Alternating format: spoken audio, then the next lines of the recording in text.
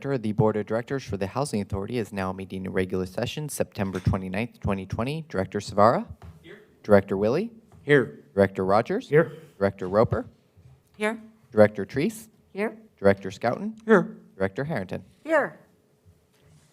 The first item on the agenda for the Housing Authority Board of Directors is oral communication. This is an opportunity for community members to speak to us for up to 2 minutes. Do we have anyone signed up, Mr. Moss? Yes, we do, Madam Chair. We have Mr. Dale Feek. Mr. Feek, can you hear us?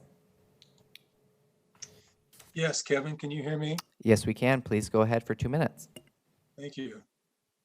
Madam Chair, Harrington, Chair, County Commissioner Jerry Willie, my commissioner, and commissioners. I'm Dale Feek, Chair of Washington County Citizen Action Network. I just want to let you know that WCCAN totally supports the action of authorizing the executive director to form entities, support applications for funding, and execute required project documents according to for the affordable housing portfolio. It's well thought out, supported by our delegation in Washington, D.C. And so we as WCCAN support your efforts on affordable housing and appreciate it very much. Totally in support of you making the decision to authorize to form entities. Thank you.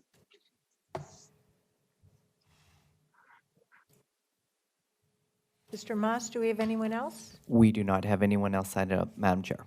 Okay, thank you. The next item on our agenda is the consent agenda. And we have an item that was added to the agenda since it was first published. So today's consent agenda consists of approval of the minutes for August 4th, 2020, as well as the approval of a resolution and order in the matter of financing of Willow Creek Crossing Apartments. What are the wishes of the directors? Motion. We have a motion and a second to adopt today's consent agenda. All those in favor, please vote by saying aye. Aye. Any opposed? The motion carries unanimously 7-0. The next item on our agenda is an action item to authorize the executive director to form entities, support applications for funding, and execute required project documents, known as the Affordable Housing Portfolio. And we're here today with our director and co-director, or assistant director, excuse me. So I'll turn it over to you folks. Good morning, Chair Harrington. Good morning, Housing Authority Board of Directors. My name is Komi Calavo. I'm the Housing Director.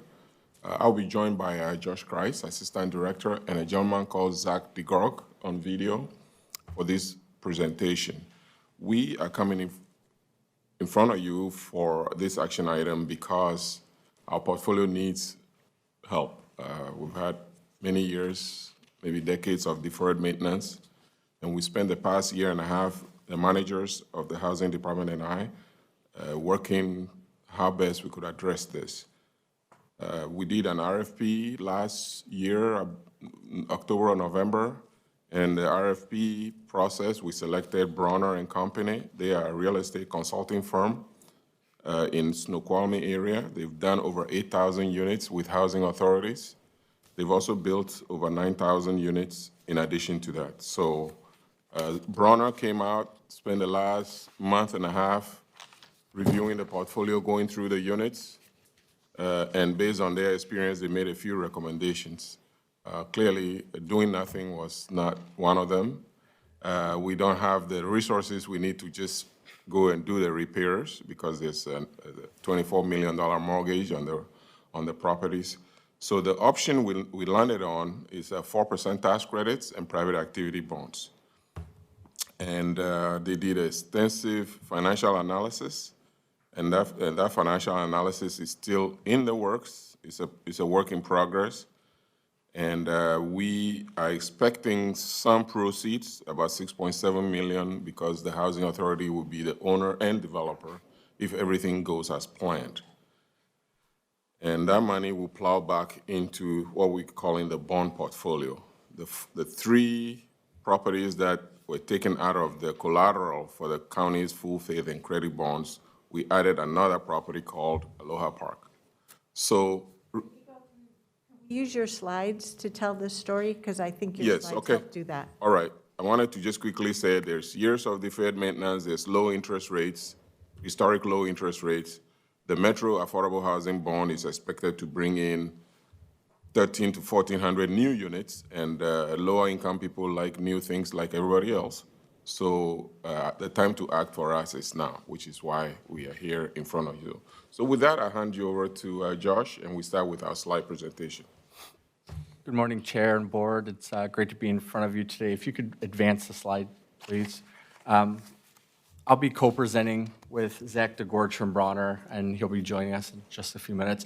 So just quickly, we're going to just go over a little bit of history about the portfolio, some of the existing conditions that bring us here today before you for action, some of the really extensive portfolio analysis and options that we've looked at, and then some of the strategic recommendation plans that we have. If you could advance the slide, please. So just a little bit of history. In 1999, so we're talking over 20 years ago, the county reached out to the Housing Authority on several properties around Washington County that there was some concern about. I guess maybe some bad property management, there was criminal activity, and just a lot of issues. So the Housing Authority went out and purchased these properties in 1999 using taxes and bonds, around $30 million. Fast forward a decade later, the economy is really bad. The housing crisis is hitting, high vacancy rates in this portfolio, and a lot of portfolios were struggling during this time. The county stepped in and issued full faith and credit bonds in the neighborhood of $29 million, and that helped stabilize this portfolio. If we fast forwarded again 10 more years, interest rates were historically low, and the county looked at refinancing that full faith and credit bond, saved the Housing Authority a couple $100,000 a year for operations. But one thing I really want to highlight for the group today is that we decided to pull out 3 of the buildings that were collateralized in this bond portfolio. And those were 3 buildings that we thought had a lot of extensive need. So 3 buildings pulled out. And so as we advance to the next slide, it gives you a little bit better of an understanding of the portfolio that we're discussing, the geographic dispersal of these units. So it's a great portfolio. It really is all over Washington County. And what that portfolio was as a bond portfolio before the refinancing. So we pulled 3 buildings out of that. And if we advance to the next slide, you can kind of see now the bond portfolio as it is, which is 6 buildings, and the new affordable portfolio, which we're going to talk about, plus 1 building, which is Aloha Park, and Comey referenced that. So as we discuss this today, we're going to be really focusing on the affordable portfolio, and we'll touch a little bit on the bond portfolio. I want to make sure that I'm following you. So when you refinanced the portfolio in 2019, on slide 4, you listed 9 properties. So you still have those 9 properties, right? Correct. So the part where I'm afraid I got lost on the journey was then switching to the next slide and seeing that only 6. Oh, wait, no. So you have 6 here plus 2 from the original 9. Okay, so all 9 are here plus 1. Correct. Okay, it's just that the numbers are different, and Yeah. that's where I got. Aloha Park on the slide was not financed with taxes and bonds, but they do have deferred maintenance as well. Yeah. So we are adding that to the 3 Yeah. that we work with county administration and county chief financial officer last year, because those 3 have extensive rehab needs. We said, can we just remove them from the collateral, because there was enough value over the last 2 decades from the remaining 6 to collateralize the 24 million last year, the refinance. Okay, So Aloha makes 10, but Aloha was not Yeah. part of the bond. yeah, but now I understand the 2 columns a little bit better, too. Thank you. If we could advance the slides. So when we're looking at the existing conditions that are or leading us here to talk about repositioning and what that looks like. It really is a significant backlog of deferred maintenance throughout the portfolio. We're going to show a couple examples of that. But we reached out through RFP, as Comey said. We engaged with Bronner and Company. They have extensive experience throughout the Pacific Northwest and even into California and other states, working with housing authorities and different strategies. We had them come out and really assess our physical conditions of the properties, spend some time out there, look at the different options available to us, different financing options, and then also looking at implementing a new revenue management plan for the entire portfolio. So one thing I want to highlight before we go into the pictures was that at one of our buildings, Bonita Villa out in Tigard, you might be familiar with it. It's not too far from the Trader Joe's out there. We had a recent water intrusion event due to failed sub pumps. And then there's just a natural environment water table at Bonita Villa. And because of that, we have 8 units offline out there. And the rehab cost for that alone would be $1.5 million. And we're not even sure that would solve the water table issue. So this is a more extensive look at our portfolio and this building, this project. If you could advance the slide. So I'm going to just show some of the pictures. Again, this is just a sampling of some of the concerns that we have. You can see at Bonita Villa, because of the water intrusion issue, we have a partial unit demolition, subfloor rotting from water intrusion. Please advance. Water infiltration at windows at below-grade units over there. Concern around roof failures at the car park and residential buildings. Please move forward. Existing conditions over at Aloha Park, concrete failure, settling causing hazards, siding and trim failure on all buildings. And then over at the Villager Apartments in Forest Grove, concern around the decks, and then drainage and ventilation. And then Parkside. And it's interesting, as we talk about this, you know, we see it in pictures. It shows up every day in operations. I get the hits in operations every day when it's plumbing comes out for $10,000, $5,000, $15,000. Like, this is where it starts hitting, where you really have to keep up with the capital needs. So water pipe and drainage issues, I know this very acutely at this point. And then structural concerns with lightweight concrete decks. So these are just some of the issues that really led us to sit down and say, what's our strategic asset management plan here for this portfolio, and really to take a deeper dive look at the way we're handling this portfolio. If you could advance the slide. I'm going to hand it over to our consultant from Bronner and Company, Zach DeGorge. I'm going to hand it off to him to talk about some of the deferred maintenance capital liabilities. Perfect. Can you hear me, Josh? Yeah, we hear you fine. Perfect. Awesome. Well, thanks everybody for having me. So as Josh mentioned, we went out and did site inspections at the portfolio, primarily focusing on the 4 properties that we're discussing today, but also took a look at the 6 remaining properties in the bond portfolio that we've discussed. And essentially, there's a range of existing capital needs combined between both properties or both portfolios between $15 to almost $18 million.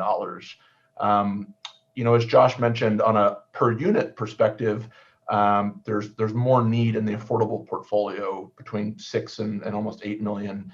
And that's, I think, one of the reasons why the authority pulled those properties out of the bond refinancing.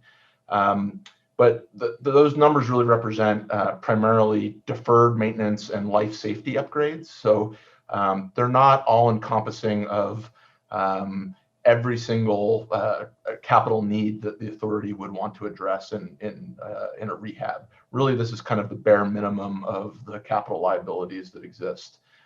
So for example, contractor overhead or items that are at the end of their useful remaining life, that are nearing the end of their useful remaining life. For example, if a sink, let's say, is still in operating condition, but may only have 2 years left before it needs to be replaced, we're excluding those kinds of scenarios in the numbers above, as well as obviously any contingency or general contractor overhead. So it's a pretty sizable liability, and that was part of why we were brought in to take a look at what are some creative ways in which we can look at repositioning, specifically the affordable portfolio, to help address these needs. one of the things to mention is that the bond portfolio itself isn't available to reposition just based on the bond refinancing that occurred last year. And there aren't enough existing operations and cash flow to actually address those outstanding capital needs. So what we took a look at is there an opportunity to leverage the affordable portfolio such that we can address the capital needs in that portfolio and then potentially see excess proceeds that could be used in the bond portfolio to address those capital needs. Advance the slide. So as part of the goals of our asset repositioning plan, I think what we're really looking at are several things here. One, we need to definitely address the significant needs at Bonita Villa. That's A1. Generate surplus proceeds from repositioning the affordable portfolio so we can invest that into the bond portfolio long-term. Minimize the housing authority's liabilities, continue to build debt service reserves, and I think this is front and center for us at the housing authority. Improve residents' living environment. Have a safe, decent, and great environment for those in our county and in our county assets to live in. Right, that's very important. Stabilize any operational hurdles, and then at minimum, stabilize HAWC's financial position.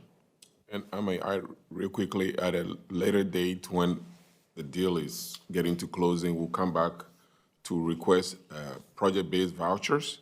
A lot of housing authorities put project-based vouchers in their own portfolios, and we will need that to minimize the impact of this new debt on our current residents. Not only that, but to be able to house extremely low income to lower income people. But that will be a future action. And that's part of this action we are planning. Please advance the slide. I'm going to turn it back over to Zach to talk about some of the options that we looked at and then the financing. Perfect. Yeah, so real quickly, just wanted to go over some of the different things that we looked at in our analysis. Right off the bat, we took a look at just purely debt options that are available. And so took a look at what the authority would be able to do with another bond issuance specifically for the affordable portfolio, as well as alternatively any private debt scenarios. And the issue that we ran into on those items is that the current rent structure at both portfolios is so much lower than that of the rest of the market or the set aside for affordable housing in that 50 to 60% of area median income that these portfolios are not able to leverage enough debt to take care of the existing capital needs that are present. So both a bond issuance and a private debt option did not appear to be feasible purely based on the income that the projects generate. Real quickly, we didn't spend a lot of time on disposition because we didn't believe that really fell in line with the mission of the housing authority or the county. Furthermore, disposing of these units wouldn't actually generate enough capital to replace the units one for one. And so as a result, we determined that disposition was not an option, a viable option at least, that would be consistent with the mission of the housing authority. Then the last scenario that we took a look at was the combination of low-income housing tax credits and a bond issuance. Specifically that of a 4% low-income housing tax credit syndication, which is typically combined with private activity bonds. In that scenario, the equity that the tax credit syndication provides did in fact provide enough sources to address all of the existing capital needs, as well as produce excess proceeds that were sufficient to address some of the capital needs of the bond portfolio. So right off the bat, we spent probably most of our time analyzing what that scenario looks like, and you'll see here in a minute what the financial scenario looks like specifically. You can go ahead and advance the slide there. So this is just a very high-level overview of the sources and uses of the proposed tax credit syndication. You can see up at the top on the sources, the tax credit equity generates roughly $17.5 million in 4% low-income housing tax credit equity.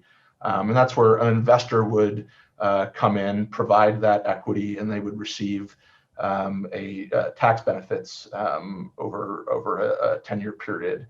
This is something that the Housing Authority has done a number of times, more so in new construction, but the 4% program is also a viable resource for acquisition rehabs as well.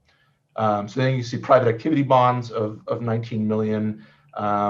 This we'll get into in a minute, but as Comey mentioned, the leveraging of that debt really falls on the use of project-basing vouchers rather than putting burden on residents.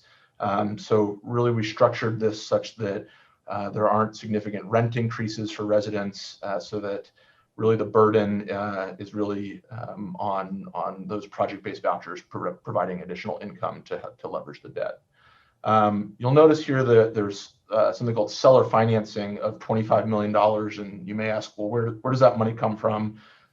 It's really a paper transaction for the Housing Authority, and you'll see down below under uses, there's an asterisk by the existing value of assets. And what happens here is the partnership, the tax credit partnership, of which the Housing Authority would be the general partner of the partnership. The partnership would, on paper, provide the $30 million for the existing assets, the buildings, and then the authority would turn around and give back the majority of that money. And so the delta between those two, you'll see the 30 million and the 25 million, that's where the bulk of the proceeds from the transaction is actually generated, is that the seller, the Housing Authority, is not technically fully seller financing the project, so actually pulling out equity from the transaction. And then you'll see cash flow from operations as a source. That's really based on cash flow during the construction period. So that's before the loan amortizes and converts. There's cash flow from operations during that period, and that's used as a source. So you see down below, we've got $20 million in construction. So if you refer back to the earlier slide, we had estimated a much lower dollar value for just immediate needs. And so really this goes above and beyond just the life safety and critical needs. This also addresses those items that are at the end of their useful life or nearing the end of their useful life, as well as contractor overhead and a 10% contingency. So it's a pretty robust construction budget. And then there's soft costs, which are all the legal and there's significant soft costs in these types of transactions. And then developer fee, which is the Housing Authority actually earns. And so unlike other deals that the Housing Authority has maybe done, the Housing Authority would receive 100% of the developer fee as developer for the transaction. And then what's also important to note is that the transaction anticipates funding new reserves in the amount of $900,000 that are initiating reserves for the next 15 years, to which there'd be annual deposits in addition to that $900,000 base. So that's a quick overview of the sources and uses. If you go to the next slide.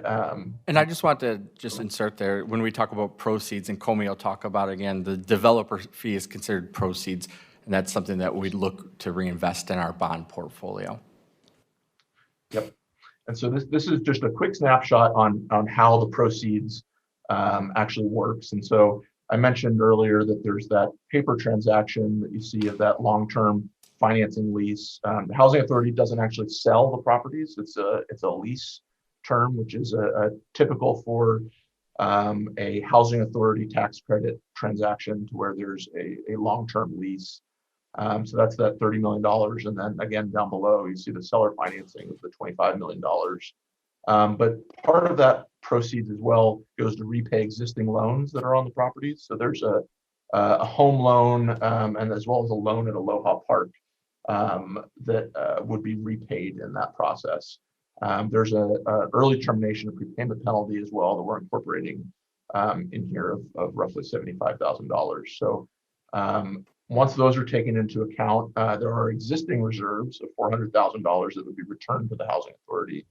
And that is outside of the new $900,000 of reserves that would be funded at closing. And then the cash developer fees of $3.8 million. And so that's the calculus, if you will, of where the total net proceeds of $6.7 million is. And just to note here, as both Comey and Josh mentioned, this is early in the transaction. So, there's a number of assumptions that have been made that are guaranteed to change as we get closer to closing. And so, we did a pretty thorough investigation of the buildings to come up with that construction value. However, once a contractor and an architect are on board, there'll be a more thorough scope of work that is put together. So construction and relocation costs are really items that are subject to change. So while we feel pretty confident about these numbers, they are subject to change as assumptions are refined moving forward. Can I ask a quick question? Are prepayment penalties typical in these kinds of loan transactions versus, your personal residence? You don't have any prepayment penalties for refi and those kinds of things. So is this standard to have a prepayment clause in there? Yeah, it is for that specific loan is a larger multifamily loan. It's a private servicer that services the loan, and usually we do see that, and it's usually based on that prepayment penalty decreases over time as you get closer to the maturity. And so there's actually only, if I recall, it's prepaying at about 3 years early, and so that's what that $75,000 represents. But that is typical. But the benefit for the housing authority is that as Comey mentioned, the interest rates are so low right now that that specific loan had a much higher interest rate. So financially, it makes sense to pay that prepayment penalty to lock in a much lower interest rate at this time. I think we can advance to the next slide. So this just gives a kind of a quick overview of some high level milestones. So obviously today we're here talking to the board about getting approval to form the partnership, and that's really the first step. As the partnership, of which, as I mentioned, the housing authority is a general partner, they're actually the instrumentality that is doing the majority of this work. And so for legal purposes, it makes sense to have that partnership formed early, such that any contracts that are engaged in can be directly with the partnership rather than the housing authority. So immediately after approval, we'd be working with selecting a bond counsel as well as a partnership counsel, and begin third-party procurement of typical third-party groups that are part of the development team, such as an appraiser, surveyor, getting title on board, things like that. There would be a consultant contract that would be provided to the board at the next board meeting for approval. And then right after that, we would go into selecting a general contractor in December. That process would start pretty early, but it's an intensive and long process. So we probably start that sometime in October and have them on board by December. We would need to submit a 4% low-income housing tax credit application that we're anticipating in January. Currently, those are non-competitive in Oregon, but they're becoming more and more competitive. So we want to make sure that we get that in as early as possible, since they're on a first-come, first-served basis at this time.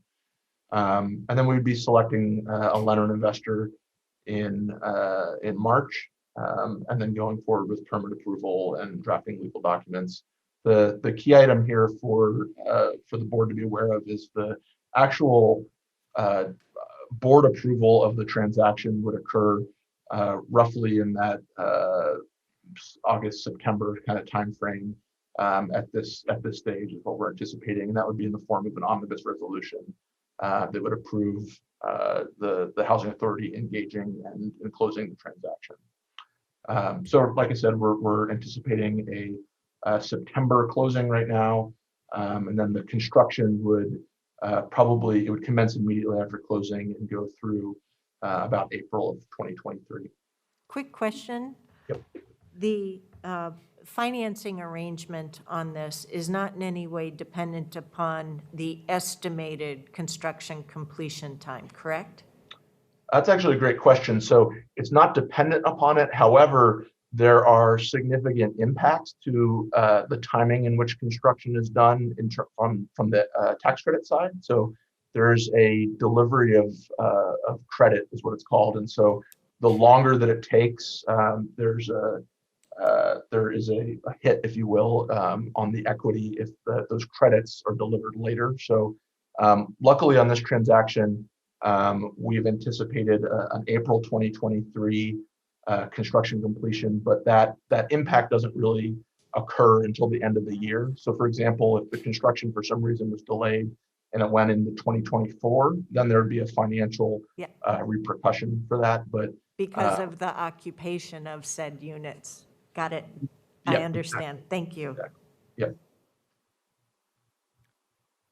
So I think the immediate next steps that we're looking at, obviously, I think Zach just brought up that we have the resolution to form the tax credit partnership, submit funding applications and solicit lenders here today. And then over the course of the next couple months, if approved, we would go through, and refine our budgets, form the tax credit partnership, and refine, the cost and the uses, with the goal of being back here sometime at the end of the summer next year for the omnibus resolution. So I think this takes us towards the end of our presentation here. The one thing I would want to say is we've been here on several occasions over the last 2 years talking about the development of new affordable housing with the Metro bond and a lot of different tax credits. This is a step for us to preserve existing affordable housing. So we're excited about this. I think we brought on the right consultant to help us through this as we put a lot of our attention on the Metro bond. So we're excited for this and open to any questions. I have one. Thank you so much for the information. And I think one question that comes to mind, so in terms of the tax credit financing, the 4% tax credit financing versus competitive 9%, was there a rationale for not going for the competitive process to do the 9% and possibly get better funding, or is it a more sure thing to go with the 4%? So the 9% is competitive. Not only that, they are limited by the amount you could request. Okay. We are expecting 17 million here in tax credit proceeds. So Okay. it's a little, about 3 times the size of what the maximum the state allows for, 9%. Director Rogers? Tell me, and this would be a little embarrassing to our guests, but I just want to understand the $3.8 million developer fees. That sounds like a pretty hefty amount. You've made the case on why we need to do the financing. You made the case as to what we're doing. That's not the issue. That's a lot of fees. And I don't want to, you can talk to me in a minute, but I kind of want to hear from staff. How was that computed? Well, There are requirements in the tax credit application for maximum developer fee. It's an earned income. It's no different from a salary for staff or for developers. The developer fee is what they earn for all the work they do to bring the project from A to Z. As a percent of the total package is about 6%. The state actually allows up to 15%. How much? 15%. Oh, my God. 10 to 15% is what you see generally in the applications for tax credits and also for the private activity bonds. So we're on the low side. And we've been working on this for a year and a half now, as have our consultants. And then there's more work in front of us, another 2 years of intense work with lawyers and accountants and architects and engineers and builders. So I was just trying to understand the scope of work, and we can do this later. I don't need to have it now. It just struck me as $4 million out of this project is a lot of money. yeah, Comey, one thing to clarify really quick is that that's actually the money that the housing authority is earning. So because the housing authority is the developer on this transaction, the authority is earning that $3.8 million. That's net of any consulting fees. And so to clarify, the Bronner and Company, whom I represent, that we actually are consultants and not developers. And so we assist the housing authority to be the developer such that they can actually earn that fee rather than us getting that fee. That's a very good clarification. I like that. okay. And again, with our mission, that allows us to plow those proceeds back into the bond portfolio. All right, thank you. Okay. Any other questions? Oh, thank you. Good work. Yeah, thanks. So that is the staff report. Sorry, that is the staff report presentation on this. So we have an action item or request for an action before us. Do we have a motion to authorize the executive director, Mr. Colavar, to form entities, support applications for funding, and execute the required project documents? Motion? Second. We have a motion and a second. Any further discussion before we take that? No, seeing none. All those in favor, please vote by saying aye. Aye. Any opposed? The motion carries unanimously 7-0. Thank you to the three of you presenters. Appreciate it. Next, Madam Director, we do not have any public comments for this portion. sorry, I paused there to see if something was wrong. So, Mr. Moss was just referring to our second opportunity for oral communication, and we have no one signed up. Thank you. Are there any Board of Director announcements today? Congratulate her on passing her exams.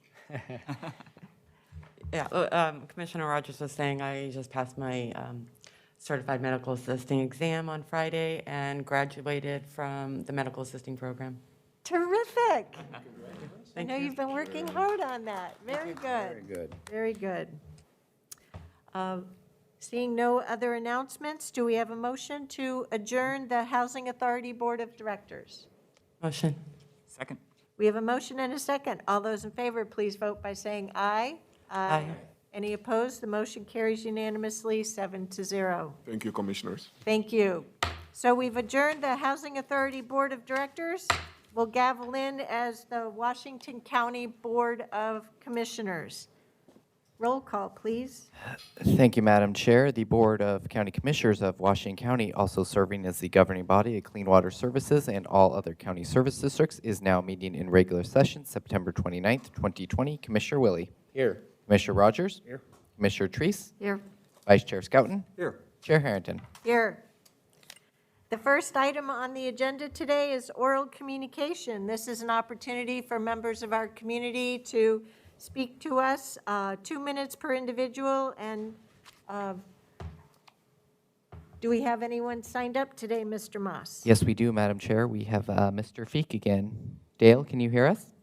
Yes, Kevin, can you hear me? Yes, we can. Please go ahead for 2 minutes. I'm Dale Feek, Project Director of Hillsborough Air and Water. I'm speaking on behalf of that group. Madam Chair Harrington, Jerry Willie, District 4, my commissioner and commissioners. I sent you an email and I noticed that Diane referenced it earlier on. I have a few questions about the request to approve personal protective equipment purchase from Clean Water Institute. One, will a mask or facial coverings be built by Clean Water Institute, meet the filtration standards of KN95 and N95 mask?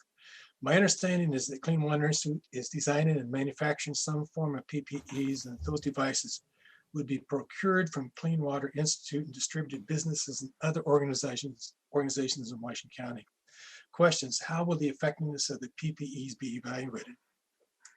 Number two, I met with County Council to request that the county auditor do a financial and performance audit of Clean Water Services and Clean Water Institute because Intel Corporation donated $250,000 to Clean Water Institute.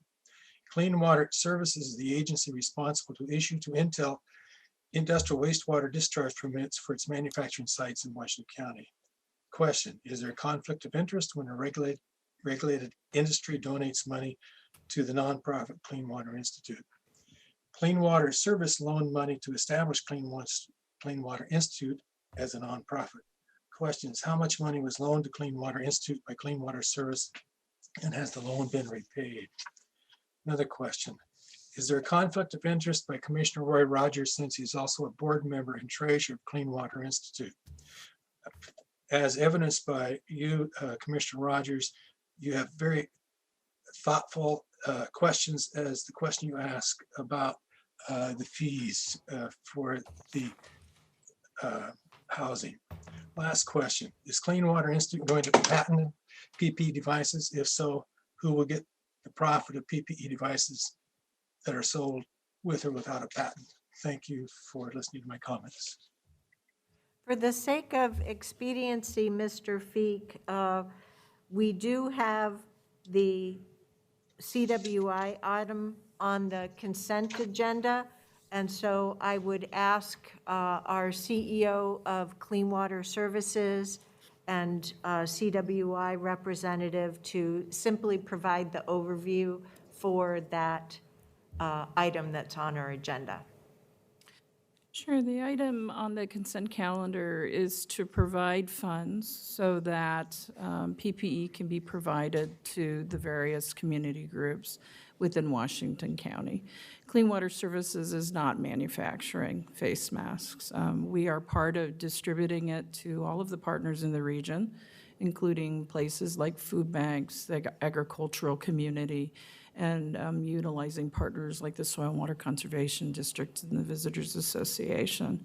So there is PPE that can be provided through the EOC, and everyone's very grateful for that. And that's where the KN95 masks come from. But there's other things like 3-ply surgical masks or needs for gloves and other types of things that is not being provided by the EOC. So that is being purchased. So CWI is sourcing those materials to provide them to regional partners. For example, there was a request for smocks for daycare. So we're researching what that would be and what the costs would be. So we're providing an enhanced arm to get these needed resources to groups of people. And if you'd like me to address the other issues that were raised, we're going to, Mark Jockers and Jerry Linder have reviewed it, and they're going to provide an email response. Thank you. But also the funding for the use of this is by virtue of the CARES Act CRF dollars that this board approved as well. Yeah, and I'd just like to say thank you to CWI for the partnership that we've been working with and providing the PPE. Our business resource centers have really appreciated how you've stepped in there and not only provided this, but delivered it. And we couldn't have been nearly as successful without you. So thank you very much for your partnership. We really appreciate it, and we have more work to do. And the scale's amazing. I mean, we were able to get 380,000 masks out to folks that really needed it, 110,000 to the BRCs and 120,000 masks to the community-based organizations. We had a recent, because of the hazardous air, there was an outcry for masks. We were able to get more out to the agricultural community. So I think there's just misunderstanding that he has. Yeah. If I could pause for a second on oral communication, I neglected to make agenda announcements before we proceeded with agenda item 1, oral communication. And I don't want to forget that. We had a few changes to our agenda since it was first published. Item 6C under action, with regard to body-worn cameras, we have pulled from the agenda today for possible consideration in future meetings. On the consent agenda, we were just talking about item J, which is an added item to approve findings and authorize a special procurement for personal protective equipment PPE purchase with Clean Water Institute. And on item E, under land use and transportation, the bid award link, the pointer to that information was included in the agenda. Pardon me for not getting the order of those announcements done earlier. Mr. Moss, do we have anyone else signed up during oral communication? We do not for this item, Madam Chair. Okay, thank you very much. We have a lot on our agenda today. The next item is our consent agenda. Today's consent agenda item consists of 11 items. The minutes from September 15th, 2 items under Clean Water Services, 5 items under Land Use and Transportation, 1 item under Health and Human Services, and 2 items under support services. Move for approval, Madam Chair. Second. We have a motion and a second to adopt today's consent agenda. All those in favor, please vote by saying aye. Aye. Any opposed? The motion carries unanimously 5-0. Next, we have a presentation, a COVID-19 update. Welcome. We have a lot that has been happening. I know I've been watching the case number reports from OHA. We did see the predicted bump from Labor Day. We're still at elevated levels compared to where we were, but it's sort of bumping up and down on a downward trajectory. So I know you're going to give us all kinds of really good information, and so we welcome our Director of Health and Human Services, Marnie Kyle, as well as Eva HAWC. Good morning, Chair Harrington and Board. Marnie Kyle, Director of Health and Human Services. So I'm really pleased to bring Eva HAWC with me today. I think what she's bringing today is a little bit of a quick but interesting dive into some of the data that you've heard me refer to. But when I've talked about it, I've talked in generalization. So I've talked about, in general that we're seeing increased cases in 20-year-olds or the deaths that we're seeing. And Eva has some really interesting data analysis that's been done by the epidemiology team. So she's a fabulous epidemiologist that actually knows how to talk to those of us that aren't data geeks. And I say that with all kinds of love and respect because sometimes I get to be a shoestring data geek, and she helps me to understand it. So I'm going to turn it over to Eva, and then at the end I'll come back and give you really quick updates on some of the strategies that you've been interested in getting updates on. Thank you, Marnie, and good morning. Glad to be here. I think you're a little more than a shoestring geek, but we'll talk about that later. So please advance to the next slide. I am typically an epidemiologist in Marnie Kyle's office and doing all kinds of things, measurement and assessment, but for the last 6 months or so, I've been functioning as an epidemiology supervisor on the COVID-19 response. So today I'm going to give a little bit of an update of the metrics to typically what Marnie shares with you all, and then a little more deeper dive into our local data. So the first thing I'm going to share is what we're looking like for Oregon. You're absolutely right, Chair Harrington, that we're going up and down, but a little more up than we'd probably like to see. We're almost at 33,000 cases throughout Oregon. We're at about 780 or so cases per 100,000 people, 547 deaths, and we are looking on the upward trend for hospitalizations at a statewide level. Okay. And so this is our Washington County data. You can see there on the column that's 9/28. These are as of end of day yesterday. We have a little over 4,300 confirmed cases, 163 presumptive cases. Again, those are folks who had close contact with a confirmed case and had symptoms to meet that presumptive case definition. 342 hospitalizations and 60 total deaths. We have now 10 open long-term care facility outbreaks, 3 in congregate care settings, 24 in workplaces, and 3 in schools, daycares, and camps. And those are current snapshots and current workload, not a cumulative look. This is something I'm sure you're all very familiar with, looking at our public health indicators, so our phase 2 readiness. At the very top there is Washington County. Similar story as last week. We're meeting about 3 of those 6 metrics. You will see that large increase in our case count. That's pretty consistent across the region with some dips in our partners in Multnomah County. We are not seeing our percent of cases who are traced to a known source be under 30% this 2-week period. But we are seeing a downtrend in hospitalizations, so there is some good news. And the last piece of our regional metrics that I wanted to share was our school reopening metrics. You may have heard that Oregon Department of Education paused the test positivity metric for the month of September because of all of the closures of testing events through the wildfire smoke and evacuations. So those are no longer considered just for the month of September. But it doesn't make a big difference for us since our case count are over that threshold for the youngest learners, that K through 3, of meeting the 30 per 100,000 metric. So we were close at the beginning of September and are now above that again. Okay, before we go into the fun part, I wanted to bring your attention to what we call is the epidemiologic triangle. I think this is one of the hallmarks of those of us full-on data geeks. Our epidemiologist is one of our hallmarks. It's looking at the host, agent, and environment. So this is the way diseases spread. In our case, right, our agent is SARS-CoV-2, the virus that causes COVID-19. Our host are humans and some animals.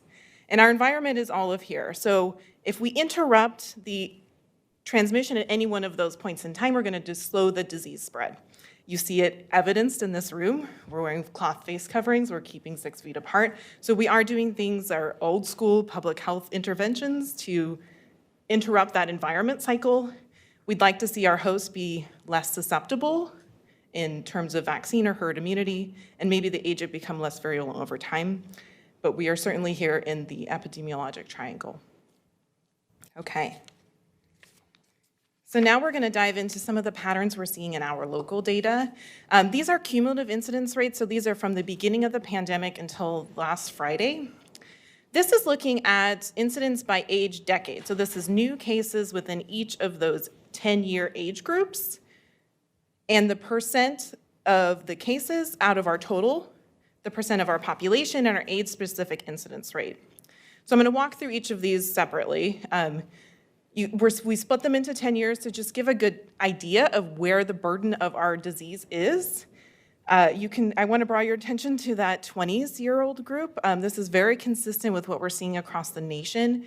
That is very different than the beginning of the pandemic, where we saw the burden of a disease really in our older adult populations. And if we remember, you had to be very sick to get a test for COVID, and you had to meet certain criteria. So now that that is more available, we're seeing different patterns in our diseases, and certainly here in our 20-year-olds. That is showing 23% of our cases are among people in the age of 20 to 29, and they comprise about 14% of our total population. So they are overrepresented in our population of disease, and that age-specific incidence rate, so that is the number of cases in our 20-year-olds divided by our total population of 20-year-olds, and that is a little over 1,000. So it's 1,323 per 100,000, and that is actually a 60% increase in odds from the total population. So I see questions. Any questions on that? Okay. I'm not sure I got that last part. Sure. So, can we back up one, please? So our 20-year-old population has an incidence rate of 1,323 per 100,000 people, and our total incidence rate is 773-ish. Yes. And those two ratios result in about a 60% increase in odds for our 20-year-olds, which is not good.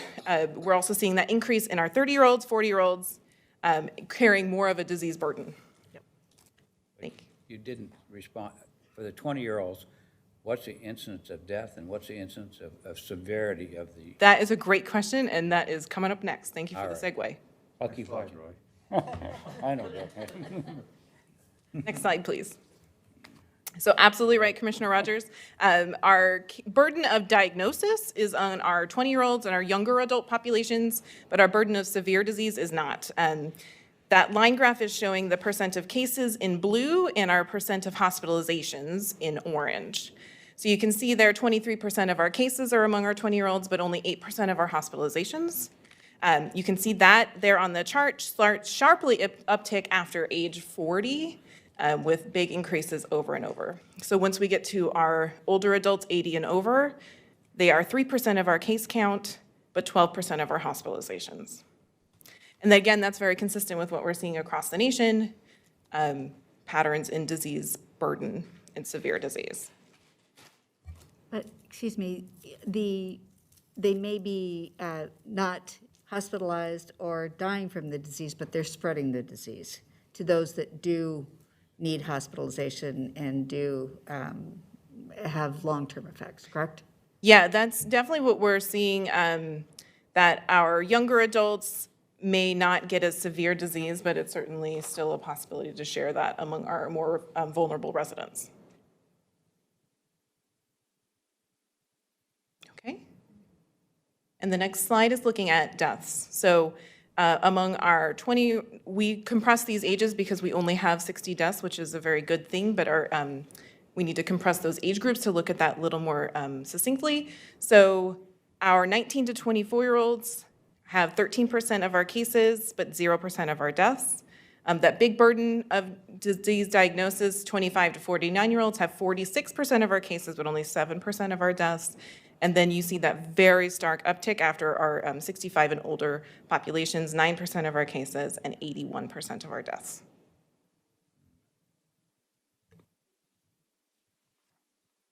And you consider both hospitalization and deaths under the phrase of burden of the disease? I would say that's a severe disease burden, yes. Okay, well, yeah.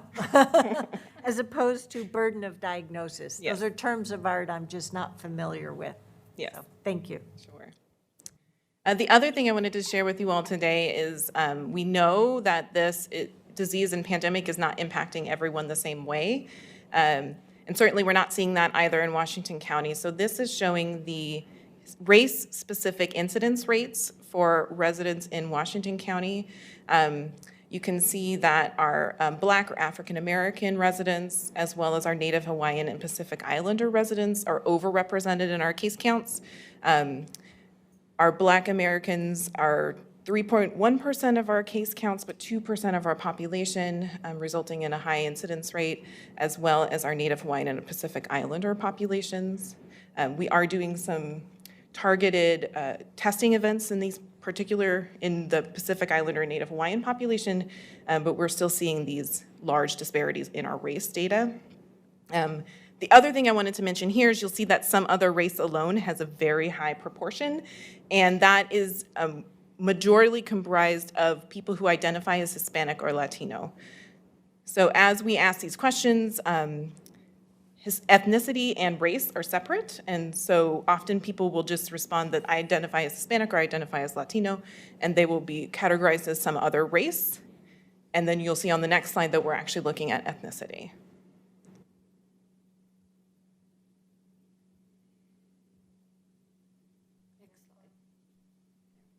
And I think this is probably our starkest disparity in our population, in our disease data. You see our residents who identify as Hispanic are carrying 52% of our cases, and they are comprise about 17% of our population.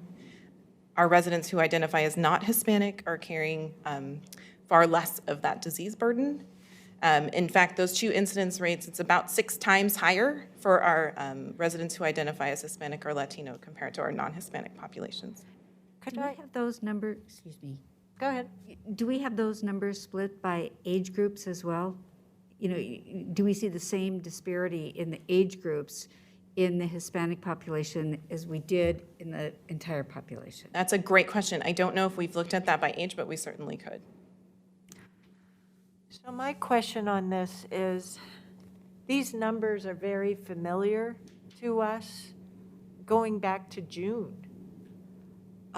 when we had enough data to say that our sense, well, prior to that, from the beginning, we had a sense of vulnerability. Then the data examination in June told us, revealed this stark problem.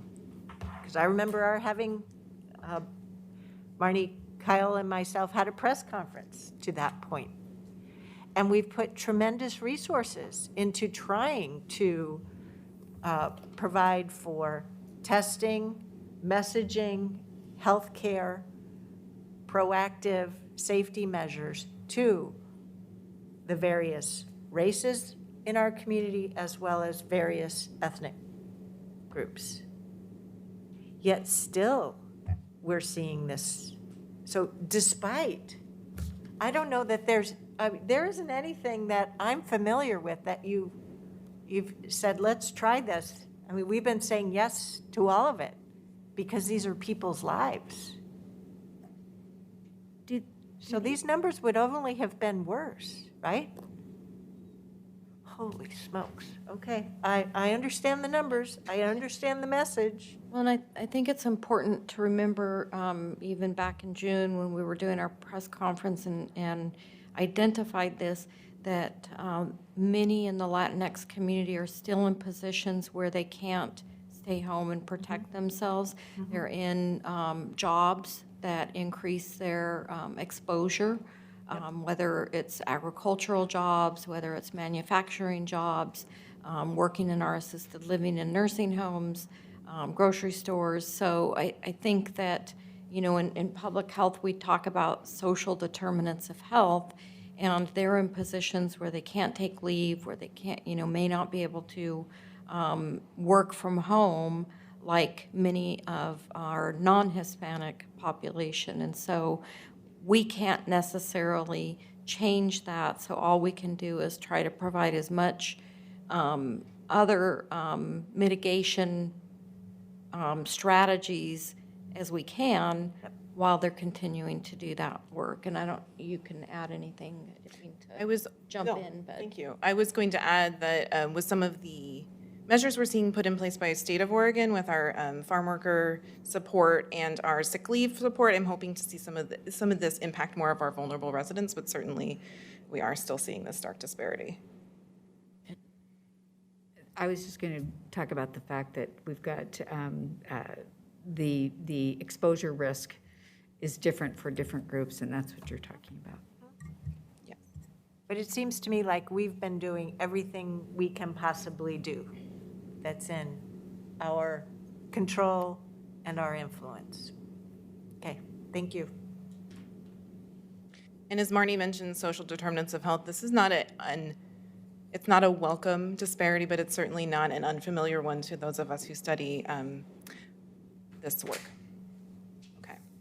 Any other questions about our local data? And I just had one more thing I'd like to share about pandemics. More generalized question when you're done. Okay. On local data, using the prior models, we knew, right, that we needed to wait a full incubation cycle after Labor Day. Do you have any slides that are going to be going over that? Okay. I don't. So I've been following the data from OHA subsequent to that holiday and so forth. And, you know, it's gone up, down, way up, and it's coming down. But as I've mapped out the data, we're still higher than the levels that we were at prior to Labor Day, which were still too high for us to enter into phase 2. Close, but still the metrics weren't quite there. So we need to do continued work in order to get down further. All that data is available to our community members, but frustration's high. Fatigue, COVID fatigue. Absolutely. Sorry, I didn't mean to interrupt, but I wanted to recognize that local data. Absolutely. I think we are all very tired of it. It'd be nice if it would go away. Okay, so the last thing I wanted to share with you all is a question I had posed to me at a different presentation about what does this look like compared to other things that we've had in our nation. Next slide, please. And so this is looking at our current pandemic, so SARS-CoV-2 at the very top, compared to other things we've had in our history.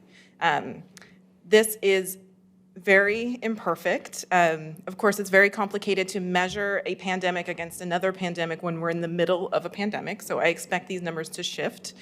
But just as a snapshot of where we're at, so this is national data, so looking at all cases within the United States. So far, we have about a 3% case fatality rate, so that's the proportion of people who die who get the disease. Some features of SARS-CoV-2 is we have little to no immunity, right? It's a novel coronavirus, so we're all susceptible. We see the highest case fatality among our older adults. Lots of more we're learning about pre-existing conditions putting you at increased risk for severe disease, which is a little bit different than I think what we've seen, at least I've seen in the media, comparing it to the Spanish flu, the last, I think, major pandemic in 1918 to 1919, which had a high case fatality rate in younger people, children and younger adults particularly. So that is looking a little bit different so far that we know. We've also compared it just to the typical flu season, H1N1 back in 2009, and something called the Hong Kong flu in 1968. So just as where we're sitting at during this pandemic, we are seeing so far at least a higher case fatality rate across the United States than we are for other major events. So the cases of H1N1 were 60 million cases? Wow. And 7 million. I didn't realize that there were that many cases. Obviously, the impact was not as great, but I didn't realize the caseload was that high. Yes, more people had some antibody to that since it wasn't a completely novel virus. Yeah. Yeah, we're at 200,000 now. I've heard a number that maybe by the end of the year, we may be at 400,000. Yep. Is that plausible? In my crystal ball, potentially. Across the nation, I think we're very concerned about what we're calling a second wave. I do not think we're out of the first wave. We've not seen things go back down to baseline level to say we've successfully come over that hump of an epidemic curve. I think there's lots of things we're doing and putting in place that could prevent that from being very severe, so I certainly hope we don't get there.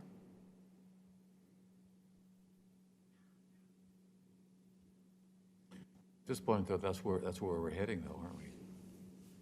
400,000 deaths by the end of the year. Commissioner Rogers, did you have a question? Are you done? I am done. Oh, okay, thank you.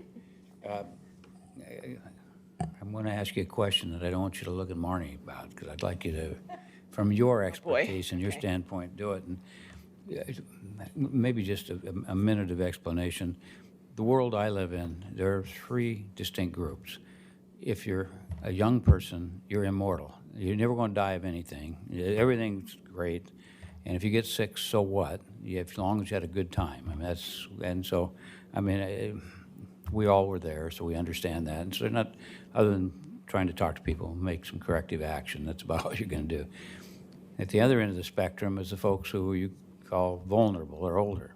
There isn't enough caution that we can take because their economics are different. You know, they're retired or they're in a position that they just want to be protected. So it's a big fence. And no matter if we said that one case in Oregon was too many, they would think it's too many too. And so they're very protected. But what I get hammered with is that middle group. These are folks who says I'm old enough to know that I'm not immortal, but I'm not old enough to retire and to draw pensions or work for some place that'll let me sit at home and draw money. So I'm in the middle. And they're typically a small business, which is about 50% of the population of jobs in the country. And I just got a message from another one that it was in the Sherwood area. He said, I've been open for 8 months, and 4 of those have been down. I can't sustain it anymore. Enough is enough. And I mean, they're angry, and I think the chair mentioned that it's a contentious issue, and it is. So the question I have of you, this board has been very good about adopting the science. That's because we believe in it. We understand that we've got an education process on the young. We understand that we've got this part for those who are elderly.